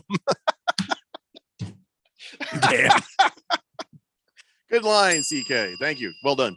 Back to this. So Desmond Ridder, isn't he like the man for the Falcons right now? The man. He is the quarterback. Yeah. The 3rd round draft pick for them last year. And did he play last year? He did. Did they ever win anything? They won a couple of games, but they won his first game. I know that. But I mean, better than the Colts because I didn't see the Falcons ahead of us. That is so sad. It's pretty sad. Yeah. I may have to go lie down now. Right? There's a lot of promise there with Ridder, though. So they're going to try that. You use the draft pick on him. He's a mid-round pick. You see what you have. And then next year, if it doesn't work out, then you take the quarterback. But they're going to focus on other positions right now. So here's all the people who are 0s. Zach Pascal for the Cardinals. All right. Marvin Jones for the Lions. All right. Jaron Kearse for the Cowboys. Yeah. He's a safety. Calvin Ridley for the Jaguars. Mm-hmm. Paris Campbell, wide receiver, used to be on the Colts, now on the Giants. Okay. And Sean Murphy Bunting. When you see his name, don't you think that should be the line like produced by on some sitcom? Sean Murphy Bunting. A Sean Murphy Bunting production. Yeah. He's a defensive back for the Titans. So those guys are all big fat 0s. And now this gigantic human being is going to wear the number 0. Do they make it a bigger 0 if you're a bigger person? Or will they lower it down to like where your belly is just for See, some I laughs? think they should make it smaller. If you're a large human being and you're playing a defensive end position, teeny little 0. Yeah, it should be just a small 0 because that'll make you look even bigger. It's a good point. Ooh, true. Scare the crap See out what of people. I'm saying? True. Yeah. Speaking Solid of logic. Tom Brady, is Phil Simms? Is he coherent? Is he? Because he says stuff on the. I don't watch CBS very often because I don't care for their Sunday morning show. When I have been forced to, I just feel like Phil Simms is about half there. But he says things about football. You're like, well, no, that's actually pretty good. No, he actually knows what he's talking about. Well, I did play under Bill Parcells for a long time. He seems like, I think Bill Parcells personally gave him several concussions. Good, because, probably. And then in practice, LT, I'm sure, came around the corner and got him a few times. So Phil Simms, is he all right? I mean, he knows what he's talking about. I think. Do you listen to him and say, the jury's pretty good? Jury's still out on that one. Yeah. Now his son, questionable, but but Phil, yeah. His son is all over the place though. So right, he's scatterbrained. Well, I mean, he's on a lot of stuff. He is on a lot of stuff. But boy, when you look at some of his every year, everybody looks at Chris Simms' quarterback rankings and for the draft because it's literally the opposite of what everyone has. It's just he's doing his own thing over there. Have you gone back and seen if he was right? I mean, he's about the same as everybody else, but he does. It is cool to listen to a guy that's contrarian to everybody else because you can kind of think of different points of view. I like that. Don't follow the beat of everybody else. Yeah. But sometimes be your own drummer. He is so contrarian. You're just like, wow, man. We're not even watching the same sport. So Blaine Gabbert, huh? Okay. Well, anyway, Phil Simms, somebody turned on the mic for him. I don't know why. And he was talking to somebody. And he was like, hey, what do you think of this Tom Brady going to be in the broadcast booth there? And remember, Phil Simms has been the color commentator guy. Long time. And they're like, well, we got to get him out of this. We can put him in the studio. Yeah. And he says, I don't know. I'll believe it when I see it. He says, I don't think Tom Brady's going to call any games for Fox. He says, how do you have him do that? He's bigger than life. In this day and age, is it even worth it for him? And he says, I don't think he's going to do games. I think they'll put him on a pregame show, let him talk a little. There's lots of ways you can use it. He's Tom Brady. And then he kind of drifted off into something about socks. But here's the thing. That's true story right there. I have said that all along. Tom Brady should be on the Fox morning show, not running around all these places being a color commentator. It's just kind of weird that you would use a guy you're paying that much for that. And I understand the thought process. CBS has the Tony Romo, so they want the Tom Brady and the same thing. But I think he would get more ratings and mileage on the Fox morning show. I got to say, I agree with Phil Simms. I agree, but I don't. I agree that Tom Brady is better suited in other places. I don't agree that he's not going to do it. I think that Tom Brady is a guy that's just very attached to football. What else would he do? Maybe he'll do it briefly, and they'll be like, "Hey, Tom, why don't you join us in the studio?" Maybe like they did Phil Simms. Because the thing is, with Tom, I don't know that Tom's personality lends itself to being great at color commentary. He's so mellow. Yeah. He's almost too chill. But you know what though? I didn't hear Tom Brady talk for years. You know what I mean? I just saw Tom Brady. Like, there goes Tom Brady. And then when I started hearing him talk, or I saw him in commercials, I was like, Tom Brady's a giant dork. He might have this dimpled chin, and the ladies are like, "Oh, Tom Brady," and the humidity goes up. But whenever I've heard Tom Brady talk, I'm just like, dude, really kind of a dweeb. He is kind of a dweeb, and I mean in a nice way. If Tom Brady discovered Dungeons and Dragons before football, he'd be the tallest guy in a comic book store. He'd be the best looking guy at a Star Trek convention. You wouldn't know it because he'd probably have a mask on or something. But why wouldn't Fox put him in the booth though? Nobody can break down tape like Tom Brady. Think about it. I mean, I think he's going to be too afraid of hurting feelings, or do you think he's not going to? No, care? I don't think so at all. No, I mean, I think he'll come across. He'll do it his way. I don't think he's going to hurt any feelings, and I think he's going to be spectacular in the booth. Peyton Manning can't do color commentary. He'd piss off everyone. Well, yeah, he talks without a filter. I mean, he's not in a booth anywhere, and he pisses I off. I don't think Tom Brady will do that. I think Tom will be probably matter of fact, but I don't think he's gonna alienate anybody. Well, I personally feel like they would get more mileage out of him. Here's what the real thing is. It's what he wants to do.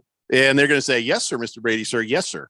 And come on right over here, sir. Here's the door, sir. Well, I mean, not to compare Tom Brady to John Madden, because you just can't. But in terms of success, John Madden didn't have anything left to prove. The guy just loved football. That's why he wound up having the career that he did as a broadcaster. I think that Tom is just a guy that loves football. So I don't see anything impossible about him wanting to do this. Now, will he do it well? That's the question. Oh, I think he'll be spectacular. I think he's too nice. All right, I'm going to show you a picture. So if you're watching on the YouTube thing, play along with the home game. But this is for Keon. Can you identify this man, please? Oh, that's Brian Davis. I've never seen him before this. I mean, I never saw him before the last week when his name came up, but yeah. You just recognize him immediately because his mugshot is all over probably the Washington Commandos sites and newspaper articles and all that. Yep. That Brian Davis right there, he's the guy who came up and says, remember I said it was kind of odd that you go from a $6.05 billion bid by Josh Harris, and then suddenly here comes somebody, $7 billion. It's like, whoa, you could have just negotiated up to 6.5. What are you doing? You're just betting against yourself right now, or bidding against yourself. So first part is there has been an informal NFL review of Josh Harris's bid. And the NFL says there's just some minor issues that need to be worked out, but nothing big. So they're kind of like, yeah, okay. They've already gone through his finances because he did try to buy Denver as well. So let's have a vote. Okay. So his is looking okay. It's kind of like when you buy a house. It's like, well, we got to maybe repair a thing, and let's take that out. The comps, the appraisal, whatever. It's just minor issues. Brian Davis, however, is out his damn mind. I told you yesterday, this dude is not serious. You were not kidding. Now, here's the background on him. He was drafted by the Phoenix Suns back in 1992, I believe. Out of Duke University. Never played a game. He was on the team with Christian Laettner back in the day. Oh, no kidding. In Duke. And the reason you've never heard of him is before he played in the NBA, he went off and played in the Ligue Nationale de Basketball, and he was there for a season. And then he came back and showed up with the Minnesota Timberwolves for a year. And, he played a little bit, not like 5 minutes a game or something like that. And he happened to be with them, I think. Did they win anything? Did they win a championship when he was there? No. Yeah, okay. So, you've never heard of him. And here's what happened after that. He's like, after that, his big claim was, I'm friends with Christian Laettner. And they got sued by Scottie Pippen because Scottie Pippen loaned him some money to try to buy a team. I can't remember what team it was. And so this guy is just about a nut job. Mm-hmm. And he says he's got a couple of $1 billion. He also says that he has all the money. They're like, where's this money coming from? It's my money. I have 100% of the money. Well, no, somebody else is giving you money. Where's your 2.1 that is required? That's capital is coming from private investors. And here's the line. My money comes from white people who are Jewish, Italian, and Sicilian. He is a deeply unserious person. And at no point when you hear him say words, do you think that is someone that the NFL, even if he had the money, would ever allow? So they asked him, to own a team. Wait, no, come on. Where are you getting your 2.1 billion? It's my money because I sold my intellectual property. First off, we've not found anything you've ever done intellectual. Second, nobody's buying your intellectual property for $2.1 billion. Something is fishy here. When he tried to place the bid a week ago, that he said he could release $1 billion to Daniel Snyder that day. So the Commanders are like, cool, do it, and we'll take you seriously. Miraculously, the $1 billion never arrived. Kevin Hart, and he's like, well, my bank accounts are, it's difficult because then you got to move money from this thing to that thing. And yeah. Anyway, this guy is 52 years old and a little young for this sort of senility. This is just craziness. I will not bore you by reading everything, but I think, I think Josh Harris's bid is probably safe. Yeah. I 1% chance Brian Davis, if that. He doesn't have the money. He just doesn't have it. No. He says, what I'm going to show Mr. Snyder is my partners allow me to have $10.5 billion in my account. $7 billion to give to Snyder, $2 billion for the liquidity requirement, $1 billion to begin the restoration of the stadium. Our plan for the stadium is to keep the stadium, restore it at a translucent retractable roof to give it a 12-month life cycle.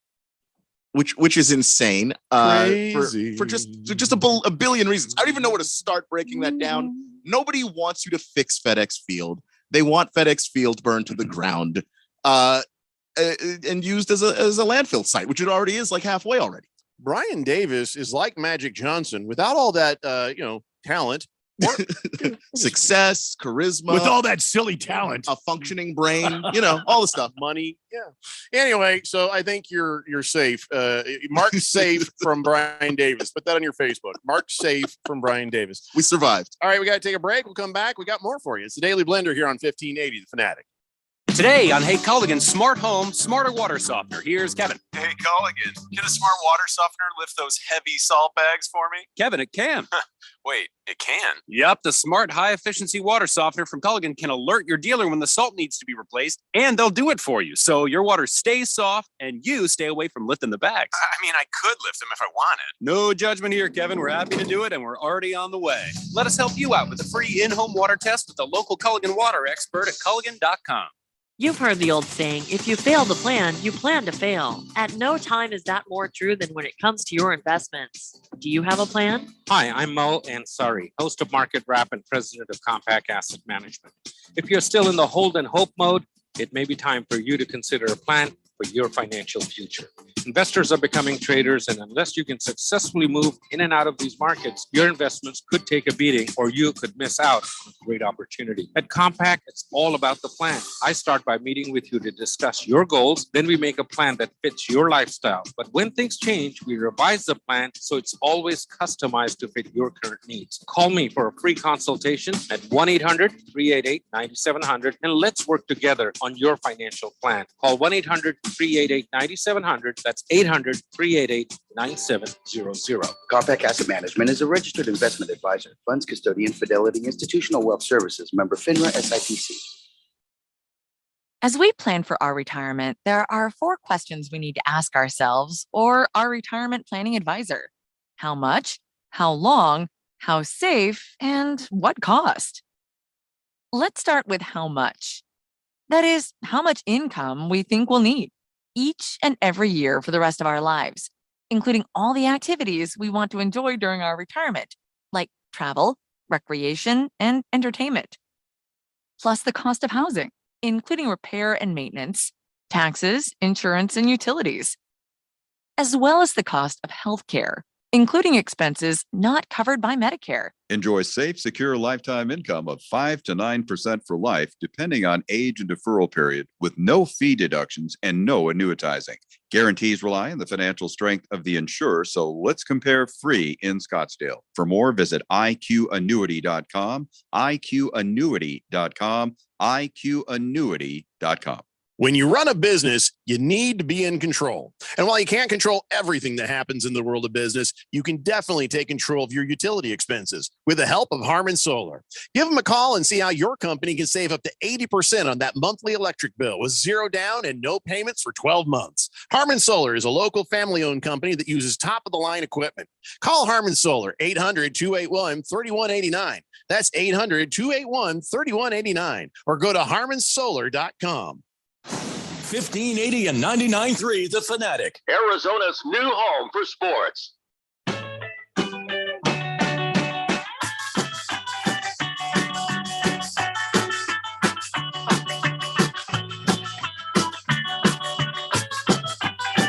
Daily Blender here on 1580 The Fanatic. All right, is there any scores that we need to check up on? I know something is happening right now. Somebody's playing. I know the Lakers aren't they getting their ashes handed to them right now? Something like that. I mean, we've got 28 seconds to halftime, and the Grizzlies lead 59-43. That's pretty good. Yeah, we're getting away. Point lead. Oh no, the score went up from the last time I checked it, so I was genuinely surprised to see those numbers. All right, so far, like we said at the start of the show, it was a good news, bad news kind of thing. The Diamondbacks got destroyed by the St. Louis Cardinals, but still won the series. Yep. The Dodgers got beaten by the Mets at home for the second time in a row. Wait, no, they won yesterday. Wait, what happened? Yeah, they won the Mets series, took the right? series. Yeah, the Mets won one, lost one, won one. That's good enough for me. And so now the Lakers, thank God, are losing to the Memphis Grizzlies. That is correct. Oh, by the way, this keeps coming up. This keeps coming up, and I'm really wondering. Everybody, that's just Jeffrey making a jokey joke. I'm thinking, no, it's not a jokey joke. We need to close down Ohio. We need to shut down the state. Just button it up. Yeah, just close the borders. Yeah, and nobody in, nobody out. Just stop it because it's out of control. Well, here's what another thing. It's starting to spread into other areas of American life, and this is bad. Okay. So they launched a brand new type of Navy warship. No, Ohio did? Yeah. No. The United States. Oh, okay. LC class vessel described by the Navy as fast, optimally manned, mission-tailored surface combatants able to navigate near-shore waters as well as the open ocean. Two variants of the LC class ship known as Freedom and Independence. All right. Key difference being a monohull or a multi-hull. Okay. So there's a badass new Navy ship. All right. And they're supposed to be kind of inexpensive. They're small. They're fast. But they're still bigger than most boats, right? Anyway, so they're like, yeah, this thing is the future. They're like, let's launch this thing. We're going to christen and launch this Freedom variant LCS, littoral combat ship. That's what LCS is. Okay. And so here's what they launched it at 10 a.m. And you see this thing, and I don't know why they did it sideways. The thing just kind of went boosh, right? Okay. And there was a tugboat that pulls that thing out. Don't they usually launch ships sort of forward or backwards? I don't know. And they just kind of slide down and right in there. I don't know. Anyway, this looked weird. And so the boat was bigger than a tugboat, and it comes down the thing and whoosh, and then it like almost, I don't know if it hit it, but it definitely booshed the tugboat and about sank the tugboat and probably damaged the ship itself. And then it was like back and forth. I'm like, that didn't look right. And I realized why it was such a disaster. The name of the ship, the USS Cleveland. Oh, no. We got to close down Ohio. Damn shame. Wow. Now, I don't know, there's damage, but, it just came close to it. But there was a couple guys who were running on the tugboat deck, like towards the front, and they got boosh. They probably were washed overboard. It was interesting to watch. I've never seen anything like it. I'm going to look it up here. Boosh. Yeah. So look at the launch of the USS Cleveland. It's amazing. By the way, Keon, let me ask you a question. Here's a hypothetical that showed up. Let's say you came along. You're like, oh my God, it's a sinking boat. Mm-hmm. Who would you save? You have a choice. One person or 100 dogs. You can only save 100 dogs or one person. One person. You didn't even blink on that. Yeah. People are more important than animals. Yeah, I agree. I would feel horrible. Oh yeah, no, I wouldn't ever be able to sleep again. Don't get me wrong, but I would choose the person. I'm like, how much time do I have to assess the person? What if it's like Putin versus 100 dogs? Oh, 100 dogs, very easy. That's what I'm saying. Like if I recognize the person and they are clearly, you're evil. I mean, that's not even a decision. The dogs. Justin Bieber, 100 dogs. See what I'm saying?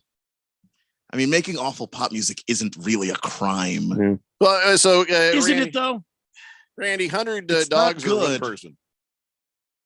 I'd probably do the one person. Yeah. People are more important than animals. Yeah. But I'd say pending further investigation, because some people you ain't gonna make it. I'm gonna get them dogs. But yeah, for the most. So, anyways, most people in this country, a smaller amount than you think. 61% say they'd save the person. 23% say they'd save the dogs. Everyone else couldn't decide. 61%. I don't like my chances if it's me or the dogs. I don't like my chances either. Yeah. And then, of course, they said, well, what if there was 10 dogs or one person? 19% said, no, still the dogs. No, there are people who just love dogs more than people. Then they said, wait. What if it's one dog, one person? 14% said, oh, yeah, I'm getting that dog. I don't like my chances. Big George says, would you save me or 100 dogs, Keon? Big George or 100 dogs? I mean, I'd obviously save Big George. You couldn't. You'd lift 100 dogs easier than Big George. I mean, it would be, look, I mean, you probably have a understand cable or some straps. And, I understand the difficulty level would be harder, but I would try to save Big George. I'd save Big George because he used to bring by Chick-fil-A. Oh, yeah. Yeah. He'd bring us a bag of nuggies. Yeah, it was good. Quiet Cannon says Tom Brady would seem like a really good breaking down plays kind of guy. He has the ability to analyze and break them down, especially on the radio, because listeners don't have a visual of the game. Just seems like Tom Brady. Like if they made like a film room show, I would love to watch Tom Brady on that. Oh, yeah. But here's the thing. Tom Brady's going to be doing TV, Quiet Cannon. He'll be doing TV. Pinocchio says, most people I meet like their dogs better than them. Most people I like their dogs better than them. Oh, yeah. I always prefer dogs to people, Yeah. But, human life is more important than an animal's any day, which was a conservation message I gave my son walking through the zoo once, and the people there didn't appreciate it. Well, I broke it down like this. He's like, what does this mean? This conservation? He was like 8, my son. And he says, what is it? I said, let me give you what you really need to know. Animals are food. Don't eat them all at once. And we continue to look at the Christmas lights to the horrified looks of the people working there. That's what you're teaching him? Yeah, I'm also teaching him mind his own effing business. So I get out of my face. Yeah. But I mean, that's it. We've overpopulated the planet. We're going down, people. But that's my basic conservation message. Animals are food. Don't eat them all at once. And a more advanced lesson would be know in which situation that you're the food. Well, I told him also don't be cruel to animals. Don't really. You want to test some animals to help save a human life. What I say earlier, people first. You want to test an animal for makeup? Maybe not so much. No. That doesn't seem right. But whatever. Of course, then again, we don't need no uggos. So, all right, test the bunnies for the makeup. Some of these girls, we don't need no uggos. Wow. I'm just kidding. Wow. Big George says, thanks, Keon. I'd save you too over the dogs. I appreciate that, Big George. Same with Randy and Jeffrey. Ralph, on the other hand.